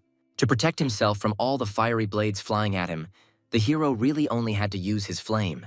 But suddenly, everything disappeared among the eddies of water. Michelle intervened and reminded Kyle of the Academy's rules and the subsequent punishment for violators. But Kyle was not intimidated by her threat and demanded that she get out of his way. When Michelle created the water dragon, he took stock of his own strength and retreated. Justin wasn't surprised by how quickly his partner gave in. Although Kyle backed down this time, he promised to return with a more serious investigation. In response to this statement, Michelle asked why Kyle had not realized earlier that Dale was the Blue Flame. After which, she reported that on the night of the attack on the laboratory, she was on patrol and saw that no one left the academy. This lie of the girl greatly shocked the hero. To avoid further escalation of the situation, Justin decided to take his partner away. As soon as they left, Dale noted that the Academy's territory was quite large and it was difficult to keep track of everything. She replied that in reality, no one had time to do this, and she covered for him because she understands people well and is sure that he is not a villain. Soon after, Michelle left them, wishing them luck in their studies. In the evening, Tyler and Emma came to our hero's room as he had asked earlier. Once inside, Dale advised them to prepare themselves well for the hellish training that lay ahead. But before that, he asked them to completely trust him with their lives. His comrades were ready to do this without a drop of doubt. But Anna was tormented by one question that tormented her. Was Dale really a Blue Flame? When the hero confessed everything, Tyler could not contain his delight at this shocking news. Amazed by his sister's intelligence, he asked how she had figured it all out. She was sure that the Cleansing Bureau had come to them for a reason. She also noticed Dale's feigned reaction to the attack. Our hero also confessed that he was the villain who destroyed the Lance family laboratory. The girl was not surprised by this news and even guessed that they were doing evil in their laboratories. Therefore, he and his brother were ready to do everything possible to help Dale in the confrontation with the Lance family. Soon after, they were both given a bottle of the elixir. Tyler drained it in just a few seconds. When Anna completed her task, Dale explained that it was the essence of life that he stole from the Lances. Unlike her brother, Anna began to wonder why the hero had demanded that they trust him with their lives. This made her somewhat suspicious. But the next moment, Dale knocked her out with a sharp movement. Tyler was disabled in the same way. Our hero couldn't trust them with his secret about the monster's genes. Therefore, I began to stimulate the special genes of my friends, protecting myself. Since their gene count was small, he decided to act more aggressively to awaken them. Very soon, Anna woke up in her nightmare. Suddenly, the stuffed toy lying nearby began to change rapidly. And the next moment, a terrifying monster was already in front of her. Just at that moment, Kyle was patrolling nearby and felt a strange sense of threat coming from our hero's room. His partner wanted to make fun of him, but Kyle told him about his premonition. But suddenly they received a notification from the Bureau about an attack on the supply warehouse. Mikhail quickly reached the scene and reported that the building was destroyed and no survivors were found. Soon the rest of the groups came running here to provide support. Since there was no monster anywhere around, Mikhail had to use his exceptional hearing. He and the others barely had time to understand anything before they were overtaken by the blue flames of the Earth Dragon. Meanwhile, in order to give his friends more stimulation, Dale half-transformed into a monster. Watching this picture, Xenia was very worried about the safety of these two. Soon, Dale let them go and became human again. After which I noticed that Tyler, unlike Anna, was far from normal. At that moment, the guy suddenly jumped up, furiously swearing to kill his invisible enemy. The boys didn't come to their senses right away. But when it happened, Dale congratulated them on their successful awakening. Overjoyed, Tyler fell to his knees and began tearfully thanking our hero. With the training over, Dale gave them the task of achieving 2 stars before the competition began. The guys supporting Armand received a special serum to increase their strength and were now openly laughing at our hero's team. David, although he joined their gang, did not accept Dale and Tyler, who had not yet woken up to the fact that they were weaklings. He also advised visiting the Academy's network and reading news about the qualifying round of the competition. By this point, the live broadcast had already begun, and the presenter was about to move on to introducing the top 3 teams. The first one she named was the Crimson Flame team, led by none other than Armin. The next team to be announced was a team of warrior girls. And lastly, there was the Shield and Sword team, which included no less strong participants. Having announced all the teams, Beatrice declared the start of the first qualifying round. Without looking up from the broadcast, Ed remembered hearing about the most arrogant team among the participants and asked David who they were. He replied that it was a freshman team with only 4 members on the team. This news shocked the guys quite a bit and caused a lot of confusion. Meanwhile, our heroes ran into their first trouble in the form of a crowd of participants wanting revenge on Tyler. Dale even praised his friend for being able to incite even more hatred in someone than he did. Then he stepped forward and looked around the assembled crowd with a bored look. Earlier, one of the opponents suggested a one-on-one battle, but the hero found this idea too primitive. That's why he challenged everyone to a fight at once.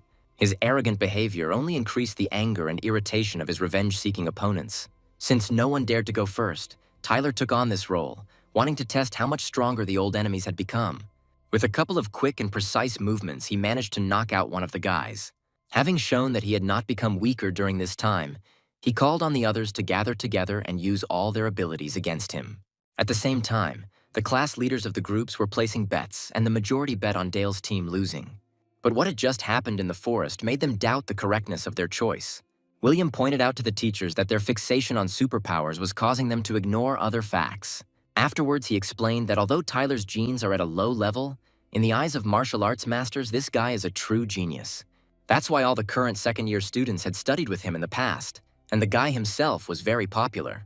But before his expulsion, he decided to teach his students one last lesson. Smith didn't believe that mere physical strength could match the power of heroic genes, and so he didn't believe that this team would win. In response to his words, William suggested raising the stakes. Smith considered the current generation of students to be ordinary hothouse flowers, so he accepted the increase in fees. Lying on the ground, Harry admitted that they had come here to greet Tyler and get to know Dale better. The words that he was just an egoist, brazenly using Tyler, did not hurt the hero at all. But each of those gathered was eager to defeat him and return Tyler back to the role of their teacher. Harry didn't even have time to receive a warning about this suicidal plan before he was attacked. A member of the other team knocked out his opponent with one punch. Having gotten rid of one captain, Herman immediately set his sights on the next. So, one after another, the teams were eliminated from the list of participants. Dale Herman decided to leave it for last. But when the 4th-year student approached our hero, he only took a small step back, dodging. Immediately after this, an iron spike appeared from the ground and flew straight at Herman. He was unable to dodge this unexpected high-speed attack.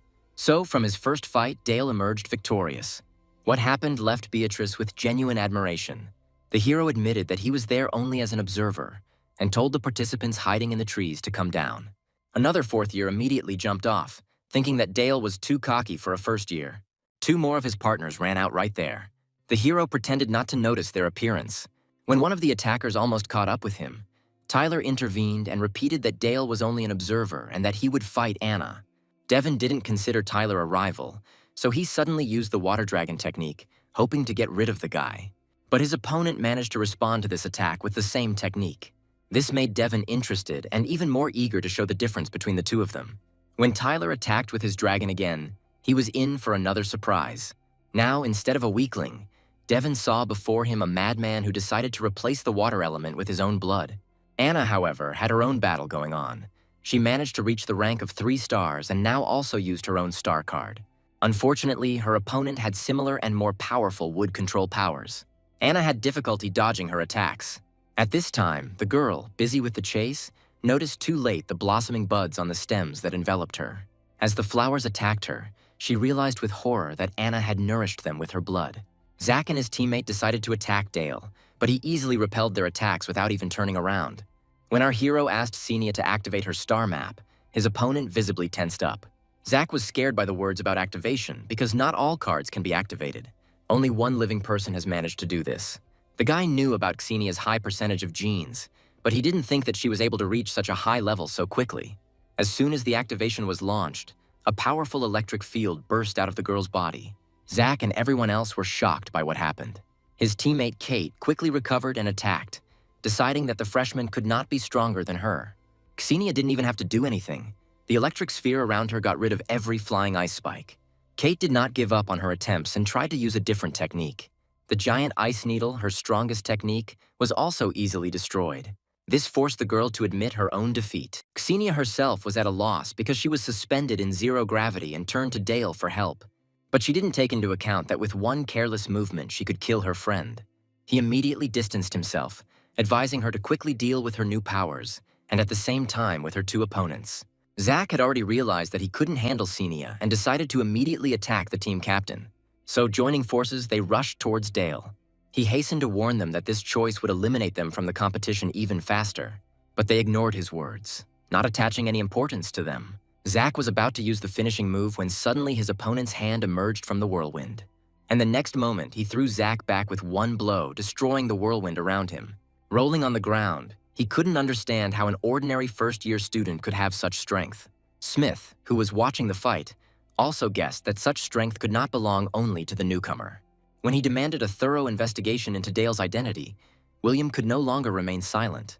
He reminded them that the principal had already learned everything he needed to know about Dale and that they, the teachers, should not go behind his back. The brewing argument was interrupted by a message about the appearance of monsters in the city, which came to each of the teachers. The director of the academy also received this message, and now he had to decide whether to stop the competition. Since the situation was generally under control, he believed that they could complete the competition as usual.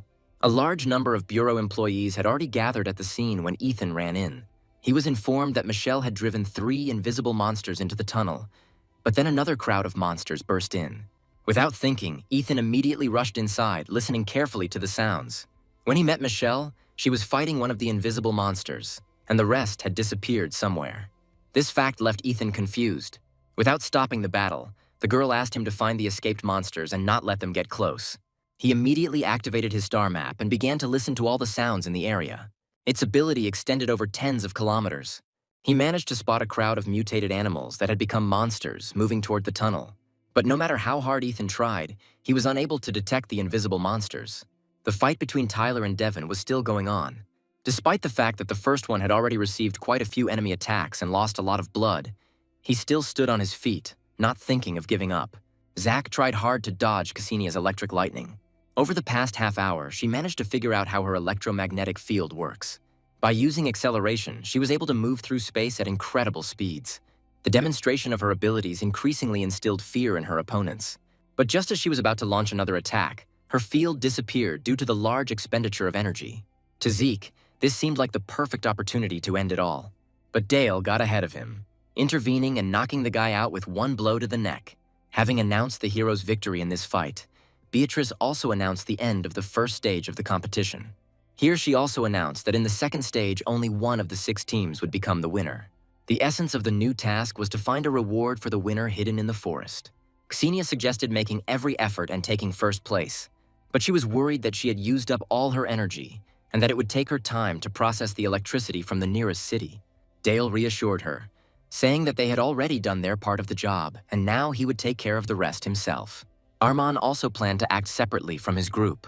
The day before, his uncle told him about his plan to use this competition to conquer the academy. Arman knew about his uncle's plans and thought that it would take much longer. Douglas explained that thanks to the blossoming flower, people here develop their powers many times faster. Thus, in just 1 month, he will be able to acquire 100 new fighters with 4 stars. And his brother, Arman's father, will acquire the Eternal Flame and become the first 5-star superhuman in the country. Thanks to his uncle's efforts, Arman already knew where the reward was, but he couldn't let anyone else know it. The reason was simple. There were hidden cameras everywhere. So I decided to pretend to look for clues. It was during this activity that he encountered our hero, but he didn't notice him at all and rushed straight to the location of the reward. Arman couldn't let Dale thwart his plans again. The reward was guarded by 2 guards, one of whom was a subordinate of the Lance family and was the strongest person in this forest. Therefore, Armin was full of confidence that Dale would never be able to get his reward. Thanks to memories from his first life and the monster's excellent sense of smell, he quickly managed to find 2 prize guards.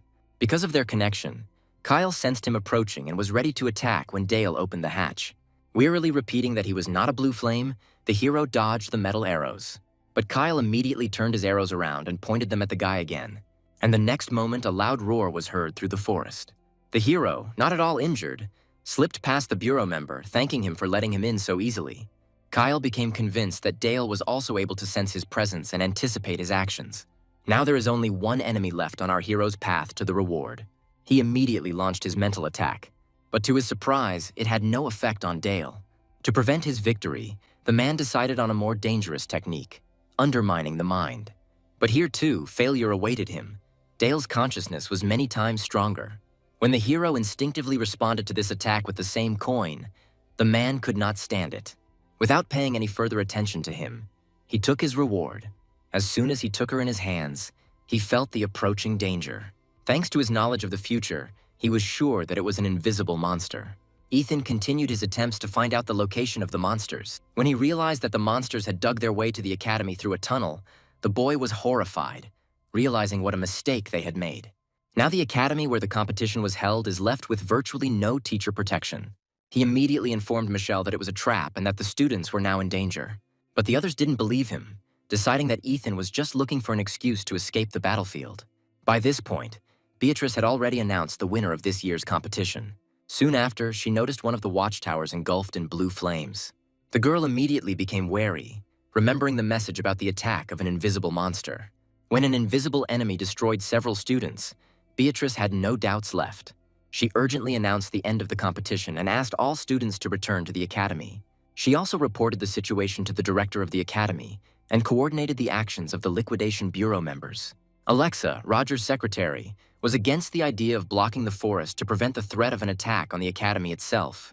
But Roger believed that this was the only possible way out, even if the liquidators inside died. Having made his decision, he disappeared from his office without listening to further objections. Once outside, he urged the teachers and bureau members to do everything they could to destroy the monsters and protect the students. Roger then immediately created a barrier of trees blocking off the forest. All the remaining students inside were carried out to the walls by the stems. It was no longer possible to go back into the forest. Students standing nearby loudly discussed how the liquidators should have stopped the monsters back in the mountains. From all the information he heard, it became clear to Dale that the alarm was a hoax and he needed to get inside the forest. Some of the students were unhappy that they were thrown out here so rudely in the midst of the battle. Therefore, with their combined efforts, they managed to create a passage through the barrier created by the director. There were more and more people wanting to come inside and show that they were worth something. Only Dale and his team remained on the sidelines. He planned to follow them later, once he had broken through to 3 stars with the help of his prize, the evolving device. Therefore, having asked to do without unnecessary questions, he told his friends to return to the walls of the academy. Armin was also in no hurry to return to the forest, busy talking with his subordinate. He was extremely unhappy that Isaac had allowed Dale to take the reward. He was also interested in why the other liquidator did nothing and called Dale a blue flame. Meanwhile, the hero asked his friends to guard his room from the outside and not let anyone in. Dale was confident that his plan would work and that this bracelet would help compensate for the low percentage of heroic genes in his body.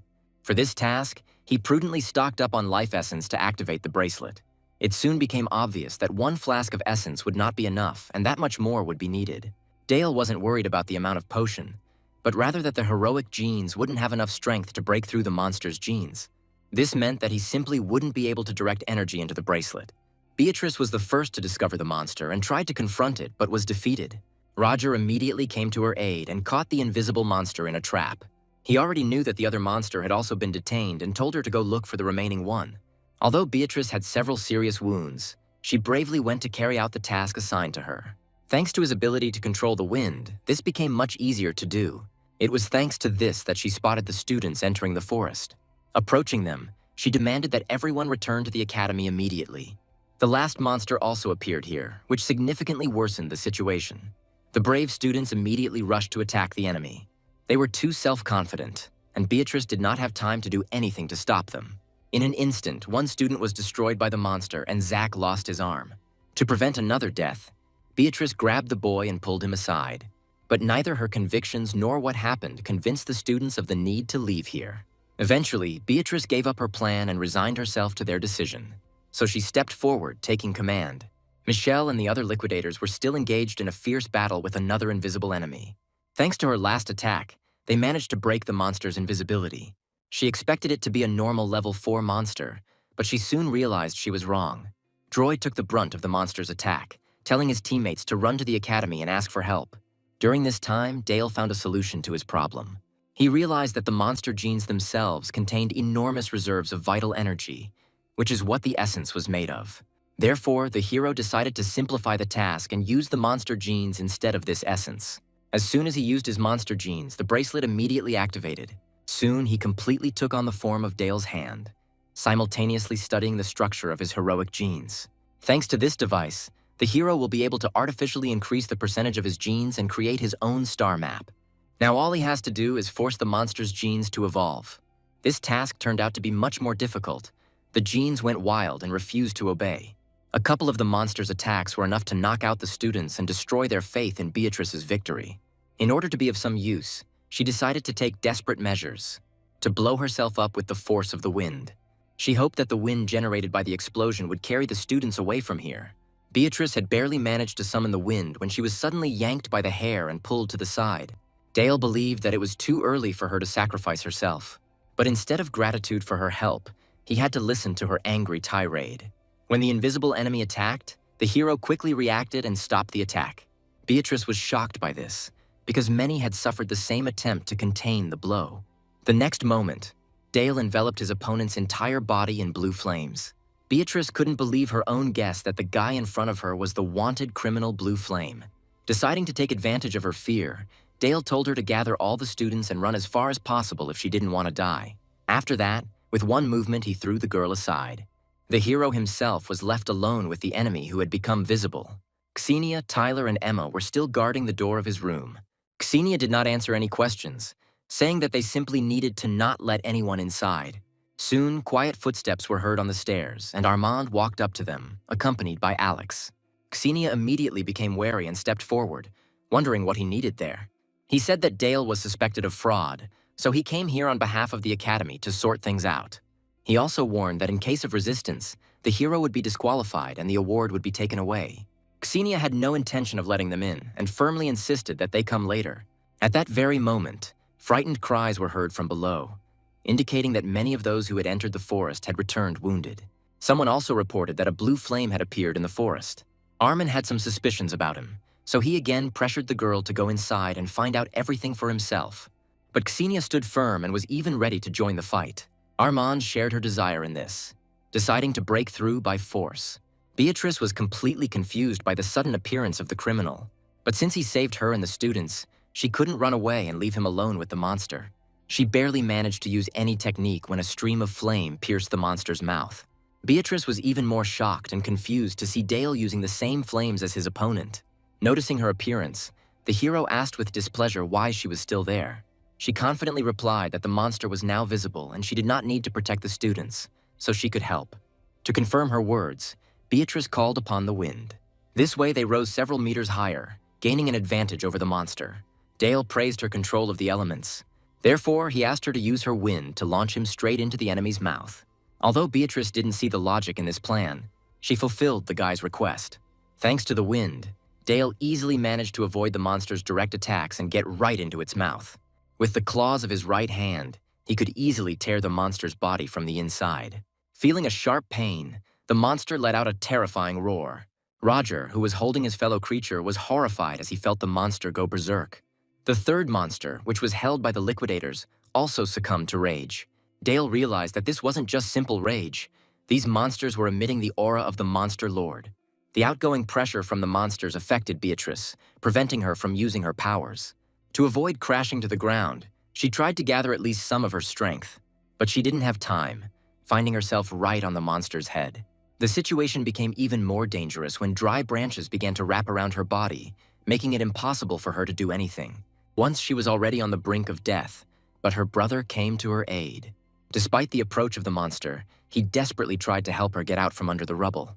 Then, at the most desperate moment, their father came to their aid, boldly rushing at the monster. That day, he gave his life in an attempt to protect Beatrice and her brother. The girl was ready to say goodbye to life, but suddenly Dale came to her aid. But instead of gratitude, she shouted at him to run away from here and not to interfere if he didn't want to be eaten. Her words only made the guy laugh. And then, thanking her for the excellent job she had done as bait, he tossed her into a safe place. He himself created a devouring tentacle from his palm and directed it into the monster's tail, which is its second mouth. After eating a little, Dale transformed his tentacle into spikes. They instantly appeared and, increasing in size, began to pierce the monster's body from the inside. Beatrice was truly delighted by such an amazing spectacle. But the monster managed to get rid of the damaged tail and remain unharmed. Armin recognized Xenia's talent, but he knew that she had used up all her energy during the competition and was now unable to put up any resistance. Tyler also understood this and stepped forward, demanding that Armin leave here. He quickly got rid of the obstacle in his face with the help of his fiery palm, after which he expanded it, taking over the space around it. He did this to prevent Xenia from absorbing lightning energy directly from the air. This left her in a rather vulnerable situation. Therefore, when the fiery palm was directed at her, Xenia could do nothing. Armand headed straight to our hero's room. Xenia couldn't let this happen, so she miraculously managed to break through the fire and stop the guy. Contrary to Armand's expectations, she only needed to feel the element of lightning for the energy itself to begin to flow into her body. Without hesitation, she activated her star map and rushed towards him. What happened made Armand take their skirmish more seriously. To prevent her from breaking through further, he used all his fire, creating a wall of flame. Xenia was the first to run out of breath and jumped back. She noticed that her star map was currently using too much energy, so I tried to reproduce something similar to the Hand of Flame. The way she learned this so easily, right during the battle, caused more and more irritation and envy in Armand. But at that moment, they were overtaken by a powerful earthquake wave. At the same time, it became noticeable how the blue flame was trying to break through the wooden wall. Alex, standing with Armin, assumed that the monsters were about to break through to the academy and that they needed to leave immediately. The guy didn't argue, and putting safety first, headed away. Beatrice led the remaining students out of the forest and strictly forbade them to enter it again. Meanwhile, in the forest, the enraged monsters began to intertwine with each other. Despite his squad being ordered to retreat, Kyle continued to fight the enemy. He believed that it was too late to retreat and was ready to sacrifice himself for the sake of the others. But suddenly Dale appeared in front of him, interfering with these plans. The hero needed only one blow to knock out the liquidator. He understood that the monsters were now trying to transform into a stronger fifth-order monster. Therefore, I intended to prevent this from happening, but other liquidators were seriously hindering this. They believed that Dale was underestimating the monster and had simply decided to be a hero. Roger suddenly joined them, trying hard to contain the monster. As soon as the enemy was immobilized, Michelle intervened in the battle. Creating a sharp blade from the water element, she brought it down on the monster. But this attack barely managed to leave a couple of scratches on him. For Roger, this was enough to believe that together with the blue flame, they would be able to achieve victory. So, inspired, he told everyone to get ready for a new attack and clear the way for Michelle and Dale. The liquidators did not object and were ready to do anything to help the newly formed attack group. When the monster was about to attack again, the hero stepped forward, saying that they alone would not be able to deal with this monster. That's why I took all the work upon myself. Dale hadn't planned on revealing his power to them, but now it was necessary to prevent disaster. With his attack, he unleashed the full power of a fourth-level monster. The terrifying aura that enveloped the forest made everyone freeze. The monster began to scream angrily that Dale should not have existed. Having summoned his flame, the hero was the first to rush at him, and the next moment, a huge ball of blue flame fell upon the monster. This attack managed to destroy one of the enemy's heads, but it quickly began to regenerate back. Engrossed in the fight, Dale didn't notice the tentacle behind him and was thrown down. But he quickly got to his feet and grappled with him again, explaining along the way how this monster differed from the others. Michelle suggested combining forces and hitting the monster together to increase the damage. However, Dale didn't see any point in this. He was going to show them how much stronger they would have to become to be able to protect this world in the future. Immediately after these words, he used Domain, the true power hidden in the blue flame. The rest immediately found themselves within the range of his technique. Kyle was surprised to feel that his iron element floating in the air had been completely absorbed. Roger quickly realized that it wasn't just the iron element. The Domain had absorbed absolutely every element around it. This also meant that they would not be able to use their powers here, otherwise they would be immediately consumed by the flames. Some people wanted to give in to their instincts and run away from here. But Michelle explained that none of them would be able to do this. The reason was that the region was like the mouth of a monster, from which there was no way back. But the monster did not know this and began to slowly retreat back, driving itself further and further into a trap. Right before the eyes of the liquidators, a huge dark mouth closed over the monster. And then it swallowed her up completely, leaving no trace. As Dale absorbed the remaining energy from his opponent, Roger remembered seeing something like this once before.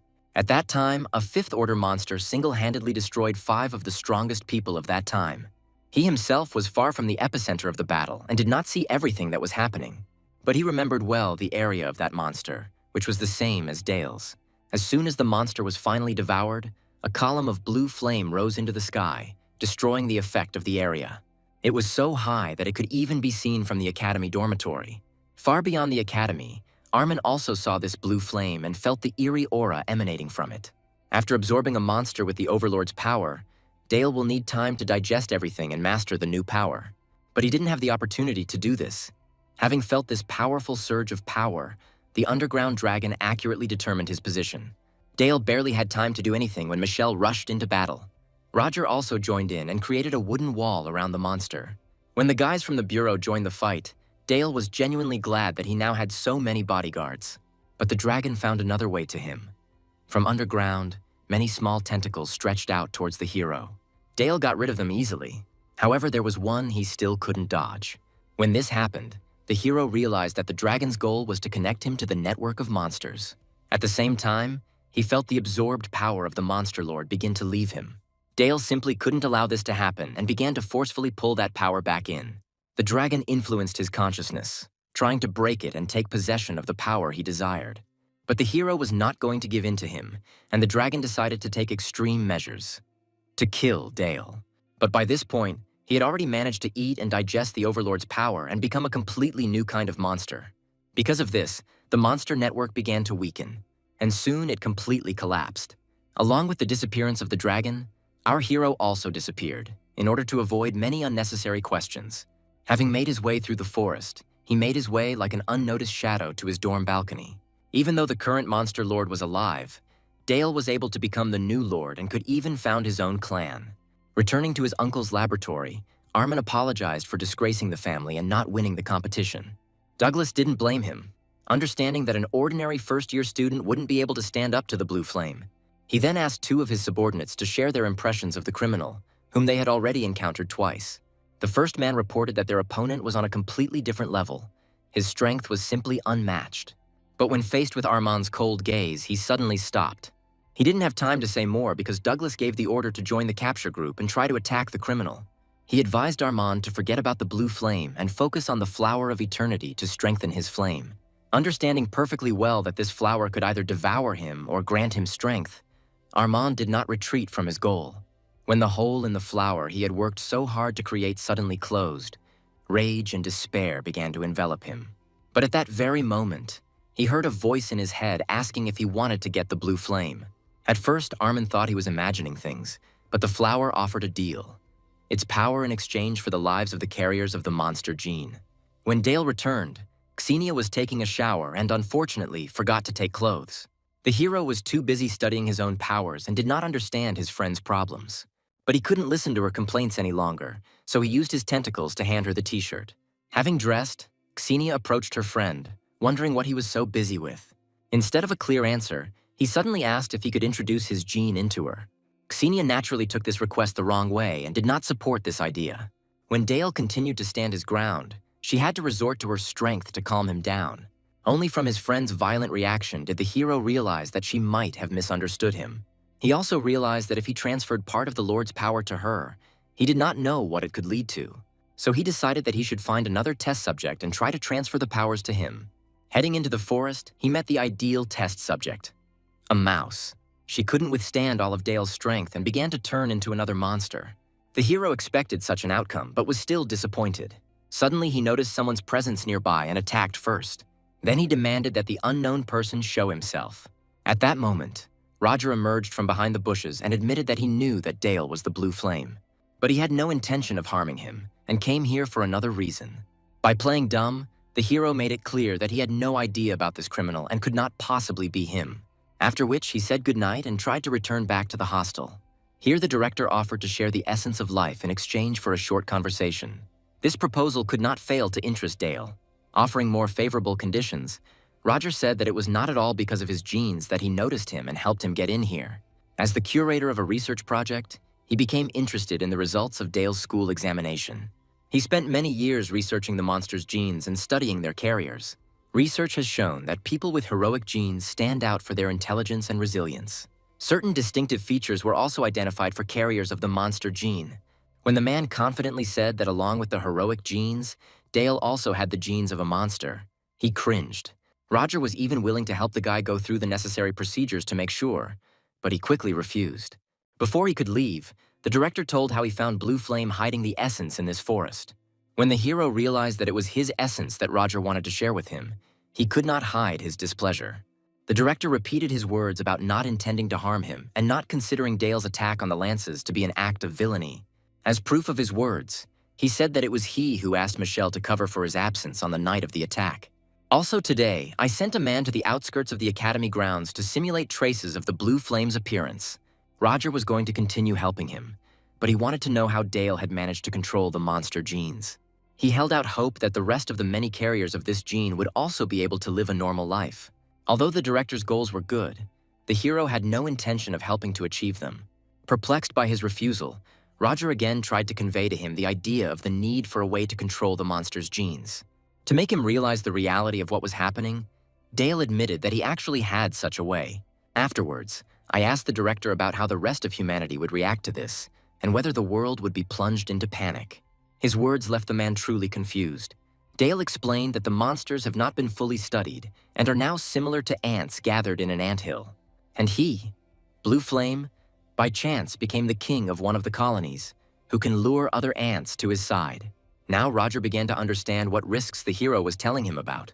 If the Blue Flame becomes the ruler of all carriers of the monster gene, the world will not be able to ignore such a power and will perceive it as a threat. He realized the difficult choice Dale faced: save these people or become a threat to the entire world. Therefore, he was ready to support any of them and provide support to the Academy. Dale liked the man's words, so he shared with him some of the Blue Flame's plans. Meanwhile, at the research center, Armin collected several carriers of the monster gene. He led them to the most remote corner of the center, where he promised the Flower of Eternity would appear. It didn't take long for him to appear, and his stems appeared here almost immediately. In a split second, he devoured all the monster gene carriers present. But this was not enough for him. Having taken over the body of one of the victims, he demanded a host who could withstand his flame. Only then was he ready to fulfill his condition and give Armand power.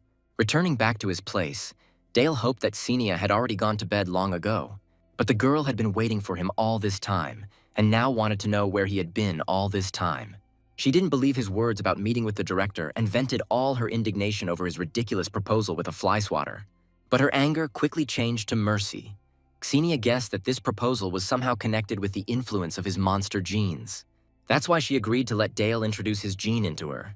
She was not prepared for the fact that the next moment her friend's tentacle would attach itself to her neck, and she expected something completely different. Once the gene was introduced, the boy did not hide his disappointment that her genes could not coexist with his overlord gene. It immediately occurred to him that only a fellow carrier of the monster gene would be suitable for this purpose. But Xenia was no longer interested in this. Citing fatigue, she hurried to climb onto her bed. Because she had misunderstood everything, she was tormented by a wild feeling of shame and did not care about anything else. The next morning, her mood worsened even more when she saw Dale looking at a photo of a strange girl. He explained that she was the director's granddaughter and a student at the Academy for Monster Gene Carriers. Dale was planning to meet Ashley, the owner of the strongest monster genes in the country, which he had arranged with the director. Xenia could not let him go alone and firmly declared that she would go with him. So the two of them reached the bus stop in an unusual state of tension, and the late bus spoiled the girl's mood more and more. Just as Dale was about to discuss what was happening with Xenia, their long-awaited bus appeared. Only the driver was a contract killer. The hero immediately recognized that this was not just a killer, but an awakened being with 4 stars. So he instantly activated the power glove and created a metal blade. With one swing, he managed to cut the bus into 2 parts. The killer did not expect such a level of mastery of the element from his target. He had hoped to avoid a battle, but the situation forced him to act differently. Soon the entire space around him was engulfed in raging flames. But for our hero, it was not a problem. Dale's next attack sliced open the killer's head. As soon as he was finished, he reported the incident to the director and asked him to sort it out. Xenia believed that he could simply eat the man, but the hero believed that it would be more useful to hand over his body to the director for research. At this time, Ashley was undergoing a risk assessment at a specialized hospital. The doctor was too concerned about her large number of genes and her emotional state, so she gave her a failing grade. As soon as Ashley left the office, she received a call from her grandfather. Roger was interested in the test results, which Ashley made no attempt to hide. His words that a person who could help her would soon come to the hospital greatly surprised the girl. But the information that she could only help one person made her doubt. There were others who needed help. Worried that his granddaughter would refuse rescue, he said that the number of gene rescues would soon increase. His granddaughter had the highest percentage of monster genes and could transform at any moment, so he prioritized her life. He tried to convey this to Ashley herself, but she simply hung up. He could only hope that Dale would choose his granddaughter and save her from the influence of genes. Ashley's classmate, who was more prone to emotions and could also lose control at any moment, was also in the same hospital. The guys standing nearby tried to reason with him, reminding him of the need to remain calm. But all their efforts were in vain. Only a call from Norman's sister made him calm down. Beatrice was at the hospital's door to pick up her brother after the tests. She had only flown down 10 steps when suddenly the ground below began to crack, and then it collapsed completely along with the people. Now all the stones threatened to fall on the first floor, where there were a large number of people. To avoid their deaths, Beatrice resorted to the help of her wind. This is how she managed to help the falling people avoid being killed, and those below avoid being harmed. Without further ado, she told them to run away from here as quickly as possible to a safe place. But no one was going to do this, believing that being near Beatrice was much safer. When she announced that she was going to climb to the 18th floor, no one supported her idea.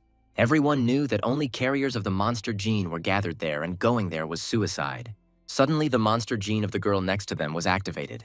Panicked, the others pointed out to Beatrice that she had to get rid of such monsters. But the girl hesitated, and the gene carrier was unable to resist the mutation and turned into a monster. Her friend followed suit. In this situation, Beatrice had no choice but to destroy them both. Dale and Xenia were picked up by a car sent by Roger and were now halfway to the hospital. Just at this time, our hero received a message that the hospital had suddenly begun to collapse and go underground. What was happening greatly alarmed the hero, because nothing like this had happened in his past life. After asking to speed things up, Dale agreed to help the hospital and asked the director for a small favor. Meanwhile, Emma and Tyler tried to satisfy their insatiable hunger by eating their way through the cafeteria, but they couldn't do it. Then Emma remembered about the essence of life, which could help them. Here, Tyler also remembered that someone had stolen his bottle of elixir and intended to return it immediately. Emma knew it was useless to stop him, so she only warned him that he should be careful with his power. The guy quickly found himself at the other end of the dining room, where Eli was with his team. He, true to himself, mocked Tyler for joining the wrong master and being left with nothing. David foresaw the impending fight and tried to stop his old friend, but he did not listen to him. Tyler hadn't yet realized how much his strength had increased, so he didn't hold back when he struck. But fortunately for him, Eli was not dead, but merely unconscious. Just then, Michelle appeared in the dining room and invited him and Emma to join her on a mission. The one who sent the request for help to the director and the liquidation bureau was the head of the hospital. She herself was afraid to do anything, but she hoped, fearing to harm the people stuck under the collapse. Since the hospital had 2 safe exits, she called in 2 liquidation teams. Just at this moment, Dale's friends arrived and were the first to respond to her call for help. Seeing that there was only 1 detachment here, the woman became despondent and did not believe that the children could help. But thanks to the employees' consolation, she was able to pull herself together and agreed to accept help from our heroes. As soon as this happened, Xenia called Dale and informed him that their squad had been accepted and he no longer needed to detain the others. 20 minutes earlier, Michelle blocked one of the paths leading to the hospital, preventing the liquidators from passing. And the other way was blocked by Dale himself. At first, he tried to resolve everything peacefully, but was ignored by the other students. Therefore, without a drop of regret, the hero moved on to more decisive methods. Having created a huge iron sword, he barricaded the passage, narrowly missing his fellow students. After this, he again asked them to simply listen to him. But each of them was hostile towards him and was about to engage in battle. and he was ready to fight all of them at once. However, his opponents did not succumb to this provocation. Casper stepped forward, determined to confront the hero alone. He was considered one of the strongest students and was quite skilled in sword fighting. Dale decided to transform his iron sword into a huge, heavy mace. The ease with which he wielded the weapon amazed everyone. Casper tensed up, trying to figure out how his opponent would act next. When Dale lowered the mace near him, the swordsman immediately chopped off one part of it. But even after this, the mace remained just as huge. And the next moment, the hero threw him aside like a ball with a baseball bat. With the same blow, he hit everyone else, knocking them out. The seniors couldn't stand such humiliation and were determined to show Dale his place at any cost. But even 20 minutes later, they were unable to do this, and the hero received a message from Senia. Inside, Ashley and her friends were able to find shelter from the monsters inside the uncollapsed part of the hospital. The girl was sure that they only needed to wait a little and they would be rescued. Only one of the guys was already at his limit and could barely restrain himself from transforming. She tried to help him calm down his strong emotions.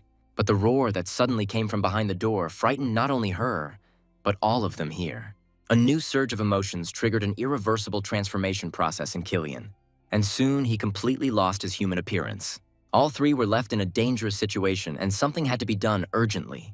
Kieran decided to sacrifice himself and stop the monster, giving his friends the opportunity to escape. But before he could do anything, a blue flame suddenly burst out from under the floor and took the monster with it. None of them had any idea what was going on. Having decided that there were liquidators down there and that this was a shortcut to freedom, Carlos decided to go down. But Kieran knew they couldn't be so lucky and tried to stop his friend from making a mistake. Ashley also thought that they should be more careful and not do anything impulsive. Kieran decided to check the situation outside and see if it was possible to leave this shelter. But as soon as he opened the door a crack, he saw that the corridor was completely teeming with monsters. The guy immediately closed the door, saying it was too dangerous there. In this situation, they found themselves in a dead end. Death awaited them outside, and a possible trap below. By this time, Beatrice had managed to lead people from the lower floors to the safety of the fourth. Other liquidators were also there. Alex talked about how, by a lucky chance, he ended up here with his partner and helped with the rescue operation. The girl found the condition of the hospital guards who were nearby strange. Alex quickly approached her, offering her some rest after the exhausting rescue of people. After his words, a strange feeling came over her, and an obsessive voice sounded in her head, trying to put her to sleep. However, she managed to overcome this by refusing the offered rest. She said that she would go to the 18th floor. He didn't answer. He was too surprised that his hypnosis didn't work on her. Then his partner intervened and said that it was too dangerous on that floor because of the monster gene carriers. But he reassured her that the staff should be fine thanks to special protective rooms. Of course, there was no talk about the safety of the carriers themselves, which scared Beatrice the most, because her brother was there. So, despite all the warnings, she went to the 18th floor. But Alex and Felix had their own mission from the head of the Lance family, which Beatrice could interfere with. At this time, our hero, together with the head of the hospital, reached one of the safe exits, hidden underground. One of the liquidators who led the rescue operation did not allow them to enter inside. He insisted on conducting special training before such a responsible mission. Dale couldn't stand his screams for long and decided to intervene. He pointed out to the man that if anyone were to die during this preparation time, all responsibility would fall on his shoulders. Tom didn't like the fact that some child was threatening him. Sensing his inner resentment, Dale used mental pressure with the power of the overlord. This had such a strong impact on him that the liquidator could not utter a word. Michelle's patience was also at its limit, so she demanded that he get out of the way and let them inside. The man had no choice but to let the group of kids pass.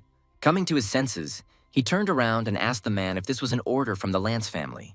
He visibly tensed up, but tried to pretend that he had no idea what they were talking about. But this was enough for the hero to be convinced of his suspicions.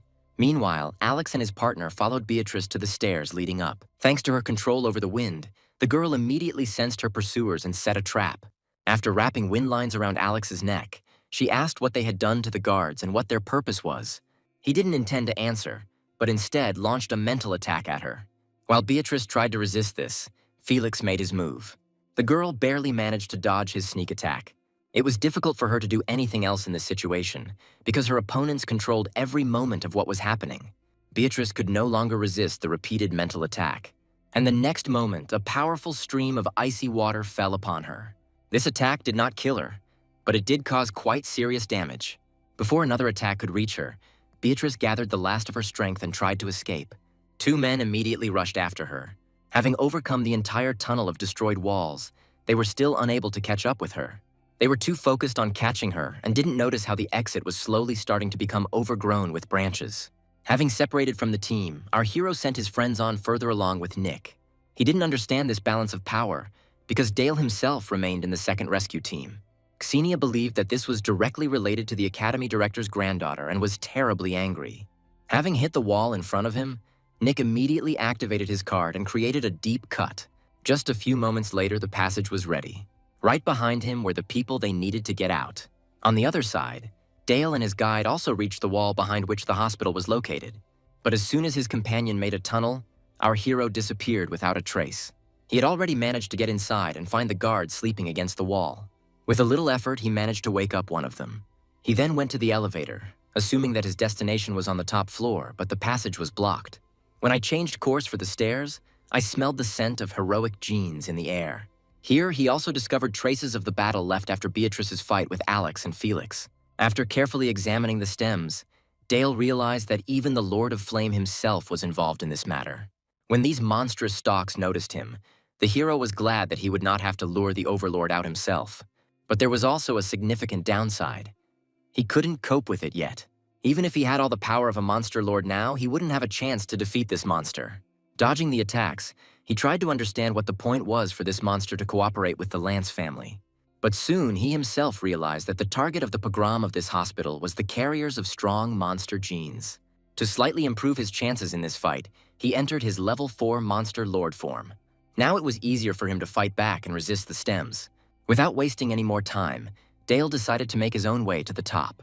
Felix still managed to catch up with Beatrice, and now, striking blow after blow, he tried to find out why she was so desperate to get to the top floor.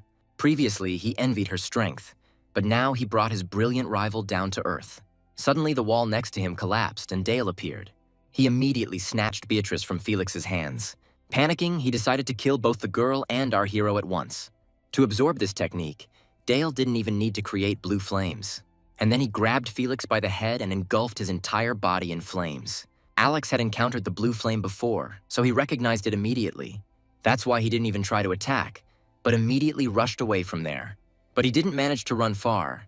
The monster quickly caught up with him and devoured him. Dale decided not to linger here and quickly dived into the opening. Once in a safe place, he tried to wake Beatrice. Of course, she also recognized him, despite his changed appearance, and was embarrassed to see him so close. Therefore, with the help of the wind, she slipped out of his hands. But because of her broken arms, it became difficult to control the wind and she fell to the floor. When a monster suddenly appeared nearby, she quickly asked Dale to put her on his back. He fulfilled her request, and together they headed upwards in rapid leaps. Although they managed to break through to the top, the monster did not even think of leaving them behind. Beatrice's strength was rapidly depleting, and Dale couldn't help but notice. Despite her condition, the girl was ready to go to the very end, so he had no choice but to help her. Without her noticing, he injected her with a small dose of monster genes to boost her genes and restore her strength. Beatrice screamed at the sudden flash of pain. But just a couple of moments later, she felt how the power began to overwhelm her. Now they covered floor after floor with even greater speed. All this time, Armin was with the Lord of Flame. When Dale walked into the trap set for him, the Overlord decided to fulfill his part of the deal and reward the boy with his power. Blue flames enveloped the left side of Armand's body, but did no harm. During this time, Ashley and the guys still couldn't find a way to get out of there. So she decided to break through and fight her way out through the wall. But the monster's tentacles immediately crawled inside through the hole. Exactly the same ones appeared from the hole in the floor, driving the boys into a dead end. At some point, Armin emerged from these tentacles. Carlos felt a surge of hope that they would finally be rescued. But Armin immediately made it clear that he came here as a liquidator and that he had no intention of saving monsters. And the next moment, he attacked Carlos. Ashley and Killian were of great value to him, so he simply immobilized them with his tentacles. At that moment, our hero appeared with Beatrice on his shoulders. Noticing him, Armin was not surprised, only saying that this time they were on equal terms and he would not lose to Dale again. The hero tensed slightly, realizing that his opponent had finally revealed his identity. Beatrice, sitting on his back, tried to figure out when the two had already crossed paths. Armin was the first to make his move. He turned his hand into a monster's paw and attacked. Dodging, Dale threw the girl aside to Armand's hostages and asked her to find a way to free them. Armand didn't pay any attention to this, carried away by the battle. The force of their blows shook even the walls, making Beatrice doubt whether they were really ordinary people. But she was distracted from these thoughts by the voice of her brother, whom the strange tentacles were ready to bite. The tentacles targeted not only him, but also his two friends. Beatrice faced a difficult task. Stop all the tentacles without hurting the boys. Trying not to think about the possible risks, the girl relied entirely on her element. Putting some pressure on Dale, Armin revealed that the Lord of Flame himself was on his side and that he was too much for the hero to handle. He even gained access to the skills of 4th-level monsters. Dale, however, was in no hurry to do anything until he had enough information. Armin mistook this for weakness and decided to get rid of the enemy once and for all. But Dale managed to avoid his deadly attack. In those few minutes, he understood the nature of Armin's power and asked if he realized what he was doing. He honestly admitted that he was leading this world to greatness and power over its destiny. The hero still deftly dodged and fought off his subsequent attacks. Afterwards, having gotten rid of Armin's tentacles, he decided to close the distance between them. With a sharp movement, he pierced his opponent's shoulder, trying to convey that this would only plunge the world into chaos. Getting through to Armin turned out to be much more difficult. The mistaken belief in the correctness of his actions lived too strongly in him. In place of his severed hands, he created a huge hand of blue flame. Although Armin's increased strength surprised the hero, it was no more than that. His opponent was still weak to him. Therefore, the next moment he easily broke through the fiery hand and caught up with the enemy. Coming close to him, Dale saw how the monster's power devoured Armin's genes, thereby killing him. He offered him his help to get rid of this power and become human again. But Armin could not so easily give up the power he had acquired with such difficulty. So before Dale could absorb his monster genes, he summoned a monster. To the accompaniment of the guy's angry cry, the monster's wide-open mouth fell upon our hero. But the monster couldn't do anything to him. Dale destroyed him with his flame in that very moment. Here, 4 more monsters broke through the walls. To avoid having to deal with each one individually, the hero released an area around himself, protecting himself from the attack. He himself approached Armin again, saying that he was an idiot for being ready to die for the sake of monsters. In the middle of their conversation, the area he created was destroyed by a black sphere. Dale, seeing this small black ball, was horrified. In his past life, he had already seen it.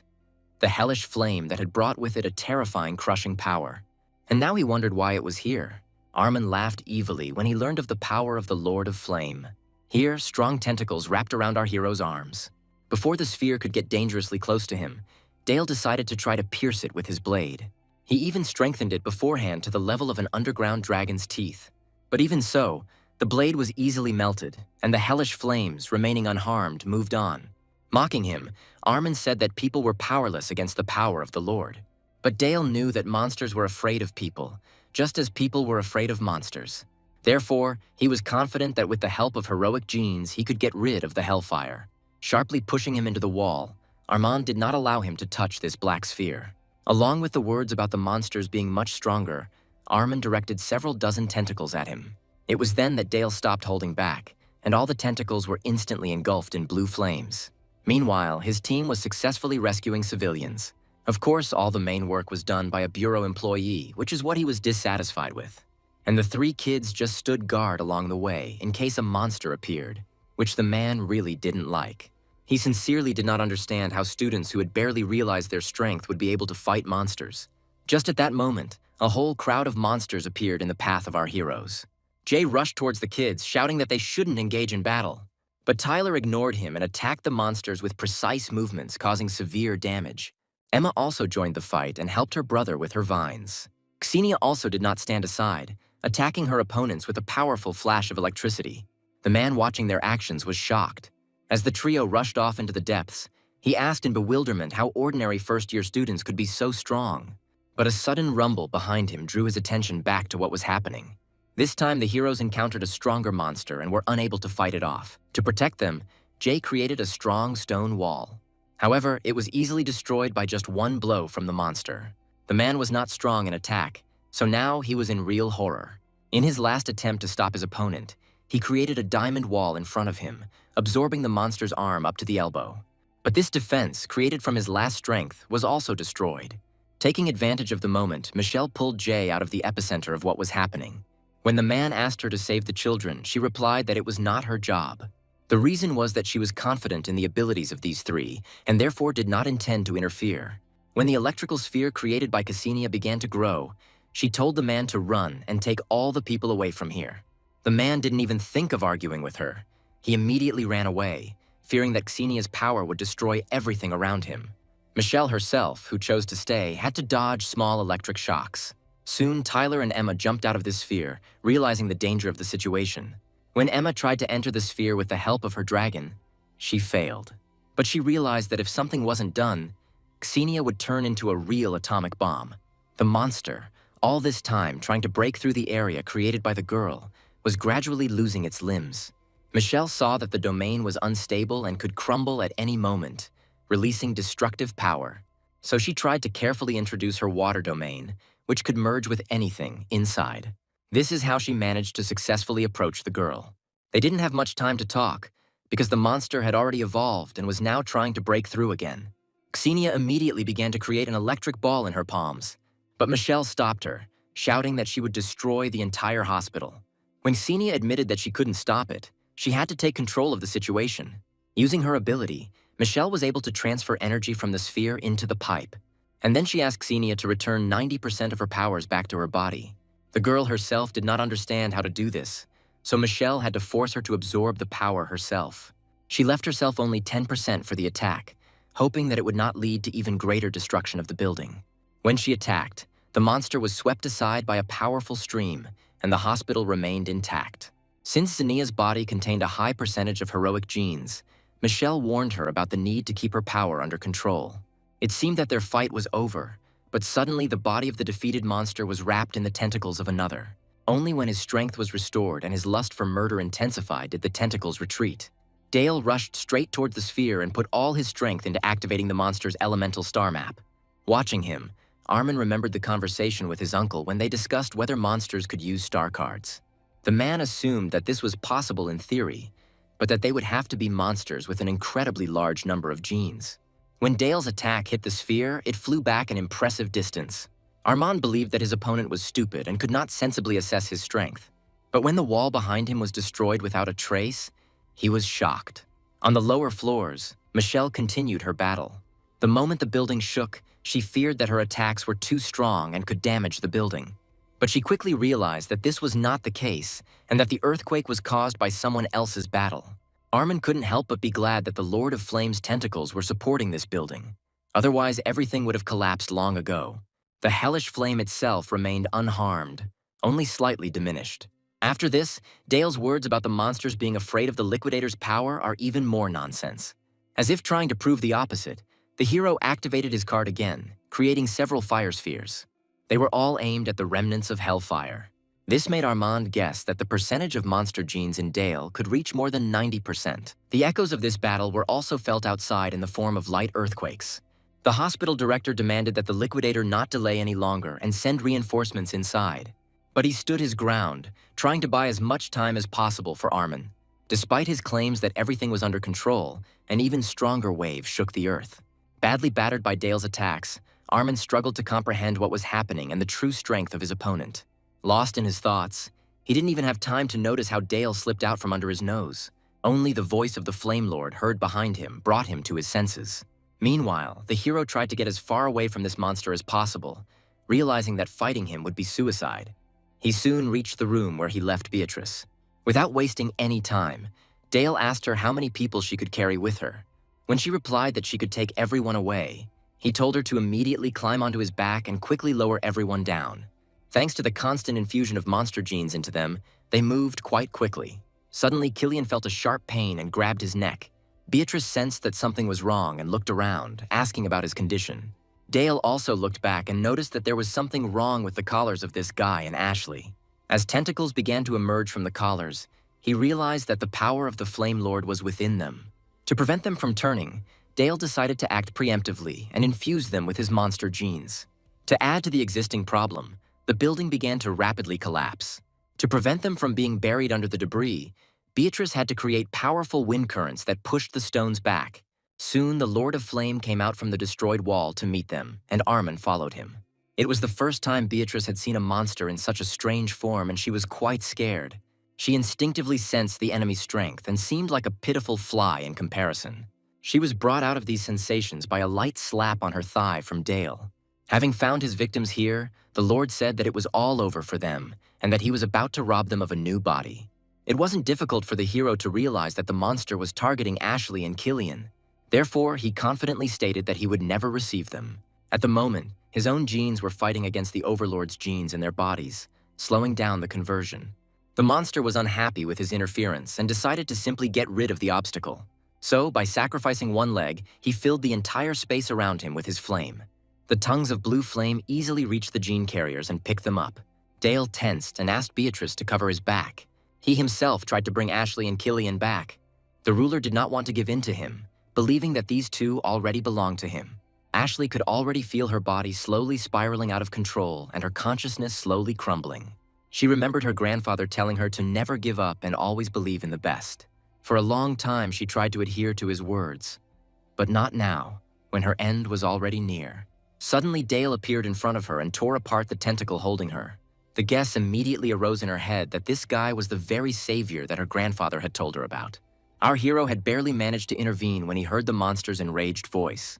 But Dale was not afraid of him, because in the past, the Flame Lord had failed to destroy his soul. And the Lord himself had his own fears, which he also knew about. While his inner monster mentally fought with the Overlord, Dale told the hosts that he could only save one of them. This information surprised both of them, but Killian quickly made up his mind and pushed Ashley forward, saying that she was the most suitable candidate. Meanwhile, in reality, the Overlord sacrificed another of his arms and legs to increase the power of the flames and release the tentacles. They all immediately rushed towards Dale and Beatrice. The girl couldn't allow her partner to be disturbed, so she did everything she could to fight off the tentacles. But the ruler was not aiming at them, but at Carlos, who was standing a little further away. One of the tentacles accurately reached its target and pierced the guy's chest. A moment later, a monster appeared in Carlos's place. With a furious roar, he rushed at Beatrice. Although Carlos had turned into a monster, he did not lose his consciousness. Therefore, in order not to harm his friends, he destroyed himself, asking them to save Ashley and Killian as a last resort. It was painful for Beatrice to watch the scene of his self-sacrifice, but she could no longer do anything. The Flame Lord merely expressed his disappointment with his decision. To make things easier for his benefactor, Armand decided to take on Beatrice. Having created a fiery palm, he suddenly brought down his attack on her. She managed to defend herself with her wind and tried to figure out why the heir of the Lance family was helping the monster. He had no intention of letting her in on the details or listening to her sermons, but was simply determined to destroy her. Meanwhile, in her subconscious, Ashley scolded her friend for making such important decisions for her. She wanted to hit him hard, but since it was a mental world, she couldn't do much harm. Dale wanted to discuss one more thing with the girl, so he knocked out Killian with one click. Ashley wondered what would happen to the remaining person if Dale transferred some of his power to one of them. He replied that he would preserve his consciousness and control over his body after turning into a monster. Although it was impossible to defeat the Overlord with this now, it gave the others a chance to escape. Besides this, the girl had many more questions, which the hero tried to answer. In the end, she asked Dale to listen to her proposal. All this time, Beatrice, with all her might, held back Armand's fiery palms, preventing them from harming Dale. Even though her strength was at its limit, she could not allow herself to give up. At some point, the palms disappeared, and in their place, Armand himself appeared next to them, intending to end their fight with one blow.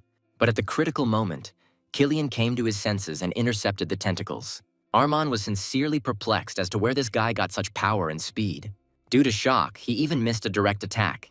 Beatrice's face lit up with a happy smile at the sight of her brother.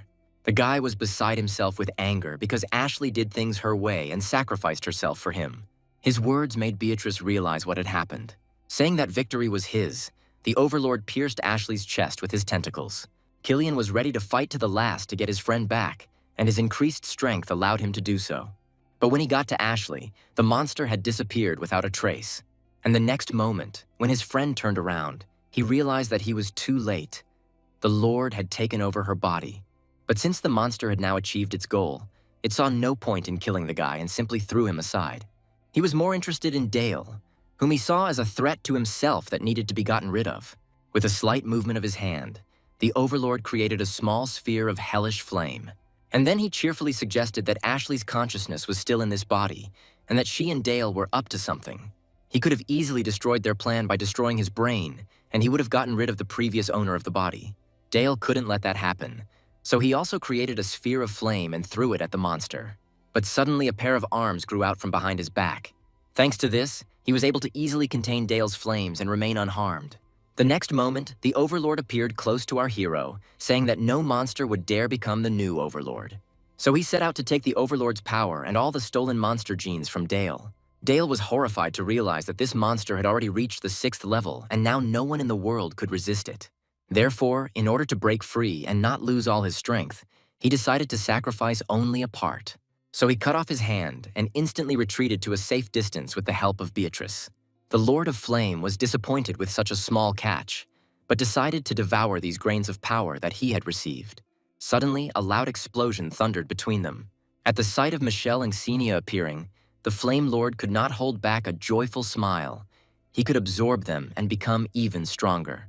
Dale immediately put Beatrice down, saying that she should find her brother and move him to Michelle. Trying to contain her irritation at the scene she had witnessed, Xenia sent an electric ball towards the guy. As he approached, Beatrice began to worry that Xenia was going to kill Dale. When the ball burst and the body of the defeated monster appeared from it, he explained that she had simply transferred energy to him. After Beatrice rushed off to her brother, the hero immediately began to devour the monster provided to him. Michelle rushed to fight the Lord of Flame, demanding that Dale explain to her everything that happened here. By absorbing the monster, Dale resonated with its consciousness and met with one of Ashley's friends. In his past life, this guy was also his classmate at Monster Academy.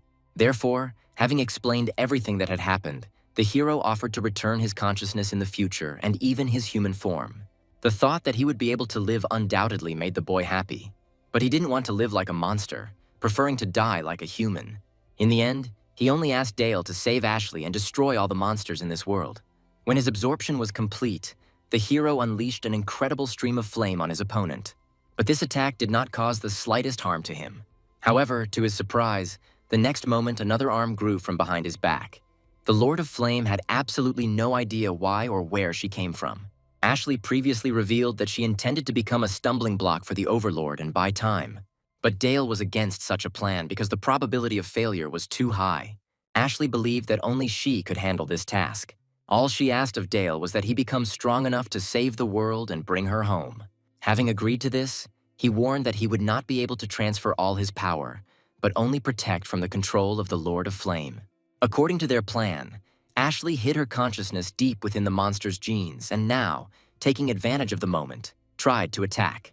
But the Overlord easily intercepted her weak blow with his hand, and then he completely tore off the extra limb. This moment was enough for the monster to be distracted, and our hero was able to escape. By this time, another rescue team, led by Justin, had already arrived outside. The man was trying to figure out why the operation had never been launched when a group of civilians emerged from the tunnel with Michelle. The girl was truly furious and approached the man, demanding that he immediately contact headquarters. The hero asked Emma to go to the head of the clinic and get a bigger reward. Then Beatrice said, "Take your brother to the academy and ask the director to conduct a secret examination." A couple of hours later, he and Xenia visited Roger's office, where he told him everything that had happened. The man was upset and angry that his granddaughter could not be saved. But he couldn't blame Dale for this, because he knew Ashley's stubborn nature very well. Now he was more concerned about the Lance family, who were deeply involved in this story. Because this family had strong political support, they could not oppose them openly. So he asked Dale about what actions the monsters might take and what plans he himself had for the future. He suggested that the monsters' current goal was to provide their master with energy by devouring people. Based on this, I guessed that the upcoming national tournament would be a real feast for the Flame Lord. The man then asked what could contribute to the rapid development of Dale's powers. He said that now they should focus on someone more promising and outstanding.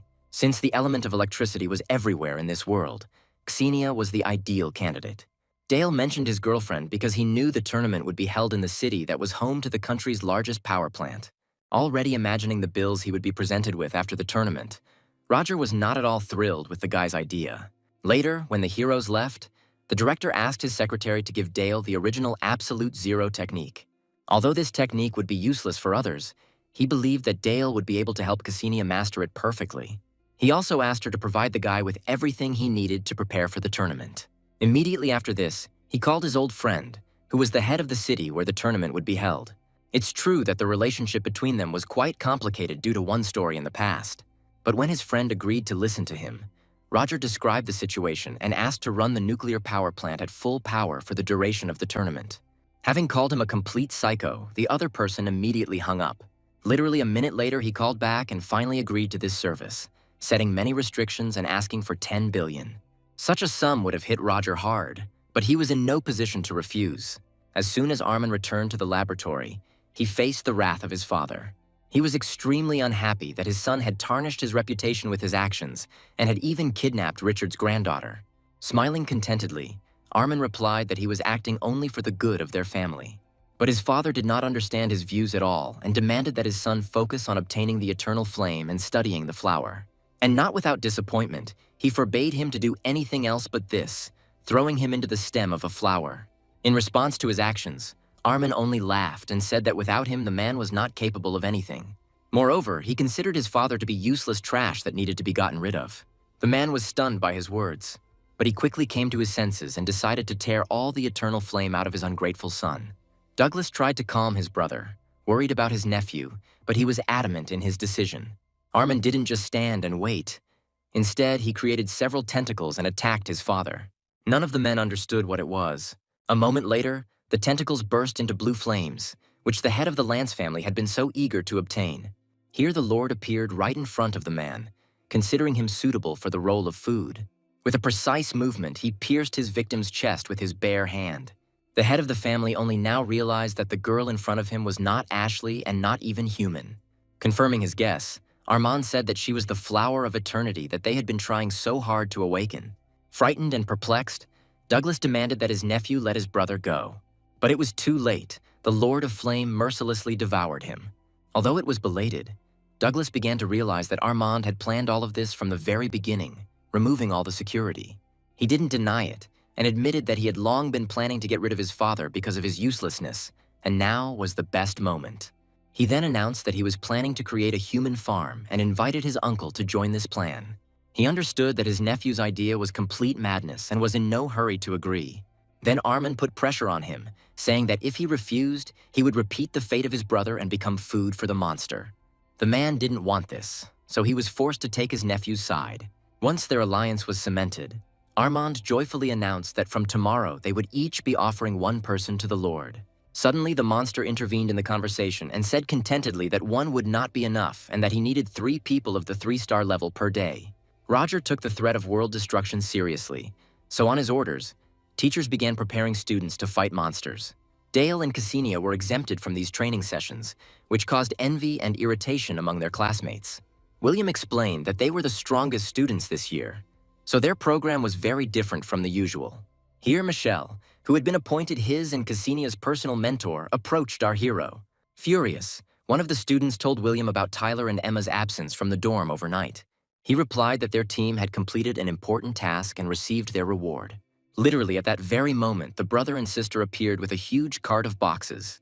Calling out to Dale, Tyler said that they had exchanged all the money they had received from the hospital for the essence of life. The hero praised his friends for their good work. Then he rose from his seat and, wishing the others good luck in their training, left the training ground. A little later, the whole company moved to the zone of the 5 elements. Michelle said that this place will be at their complete disposal until the tournament. All this time, Tyler and Emma were hastily absorbing flasks of essence, the amount they were consuming causing concern in the girl. But the hero explained that this was normal, and without the essence, the two could have died from exhaustion. He then explained the nature of his flame and the monster's genes, and suggested a way to enhance her genes. Michelle trusted him, so she quickly accepted his offer. Dale promptly injected her with a small amount of his monster genes. And then, at her request, he explained how exactly it works. Their joint training continued for a whole week. One such evening, Dale informed Roger that he had already managed to turn all the students of the Monster Academy into his test subjects. This also meant that the risk of them turning into monsters was significantly reduced, which was good news.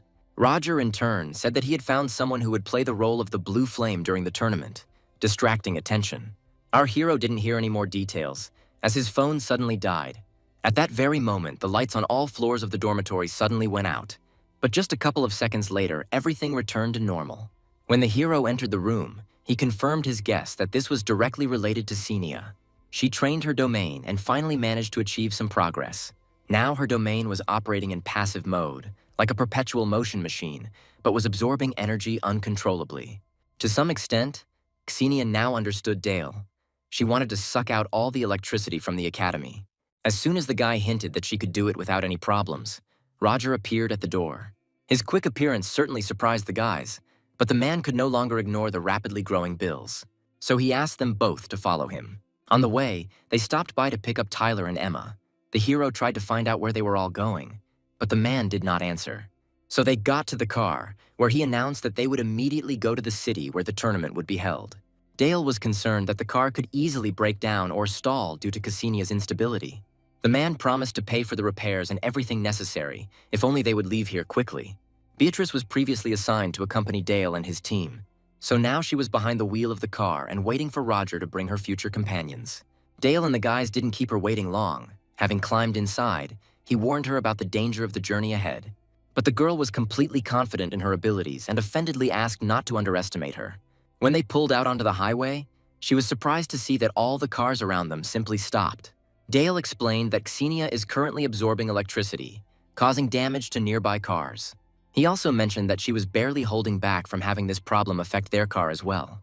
Despite the girl's best efforts to control herself, the car malfunctioned and they went off the planned route. And now they were falling down the cliff at full speed.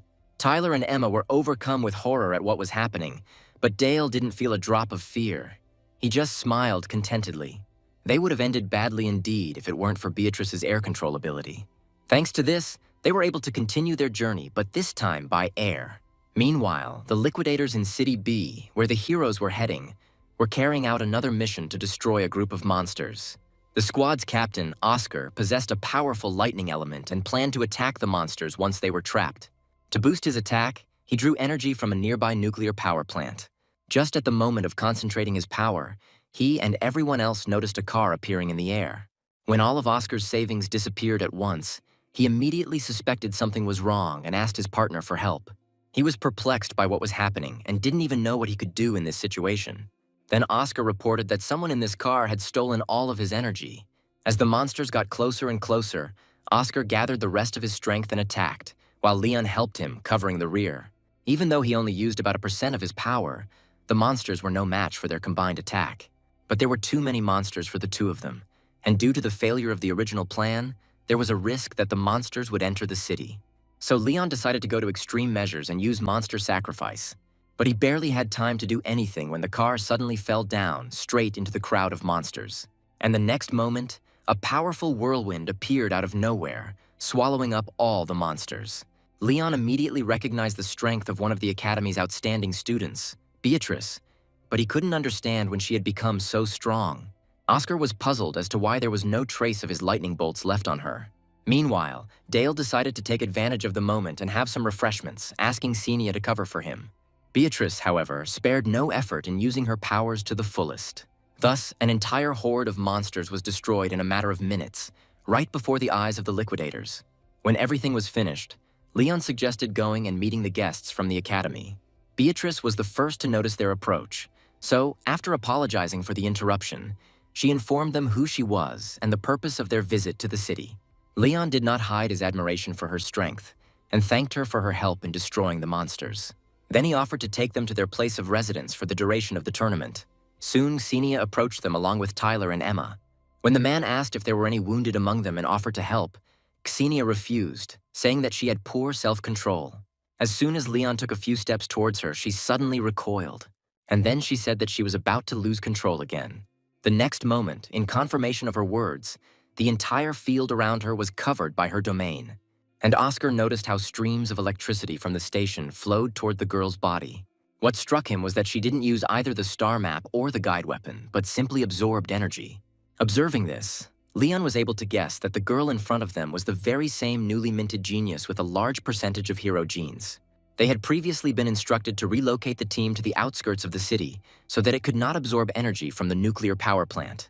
But now they had to act differently, since the great distance could not hinder her and, on the contrary, brought harm.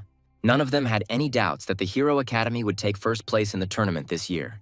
Having had his fill, the hero gave a barely audible signal to his friend. Immediately after this, Xenia stopped absorbing energy and said that she had now managed to take control of her power. Oscar was just about to announce the need to settle closer to the station when he froze, feeling a terrifying pressure. He was not the only one who felt this. Both liquidators were expecting the monster to appear, but Dale emerged from behind a mountain of rocks, cheerfully greeting them. Beatrice noticed how both liquidators tensed up with his appearance, but she didn't understand the reasons. So I tried to defuse the situation by approaching Dale and introducing him. Having finished with all the greetings, Leon finally suggested moving to a more convenient location, so they all went together to the City B. Along the way, Dale noted that the city was under heavy guard by the liquidators' headquarters, but knowledge of the future made him doubt whether the local leaders of the organization had gone over to the side of the monsters. As soon as they were settled into a new house, our hero left his friends to train, and he himself disguised himself and went on surveillance. As soon as he left the house, he ran into Oscar. He furiously vented his anger at the fact that he had lost in strength to some first-year student. It was by following him that our hero decided to begin, considering him one of the suspects. But after just a couple of minutes of observation, Dale came to the conclusion that, with his star fever, Oscar was not capable of betrayal. Throughout their journey, he became more and more convinced. Eventually, Dale became convinced that this guy was just a simpleton, but he didn't dare stop following him, hoping that he would be able to find some clues. When Oscar headed into the forest, he became noticeably wary. A couple of dozen kilometers later, they reached the city border, where Oscar's detachment had taken up residence. The number of liquidators present here surprised Dale and gave rise to certain suspicions. When Oscar approached his partner with the promised chicken, the latter reported that he was being followed. Hearing this, he immediately drew his sword and tried to locate the enemy. Leon helped him by blocking the escape routes with the wind. The enemy would not be able to escape unnoticed without being affected by the air currents. But Dale was well aware of this, so he chose to simply stay where he was. Luckily for him, at that moment an alarm went off at the other edge of the city, signaling the approach of a monster. Here, other liquidators reported that a whole column of unidentified vehicles had entered the city. In this situation, Oscar and Leon had no time to worry about their pursuer. They needed to quickly figure out what was happening. Dale decided not to follow them any further. He already had something to think about. He had expected the Flame Lord to appear in this city, but it was too early for that. He was suddenly pulled out of his thoughts by the feeling of someone approaching. Right in front of him, as if out of nowhere, the Lord of Flame appeared.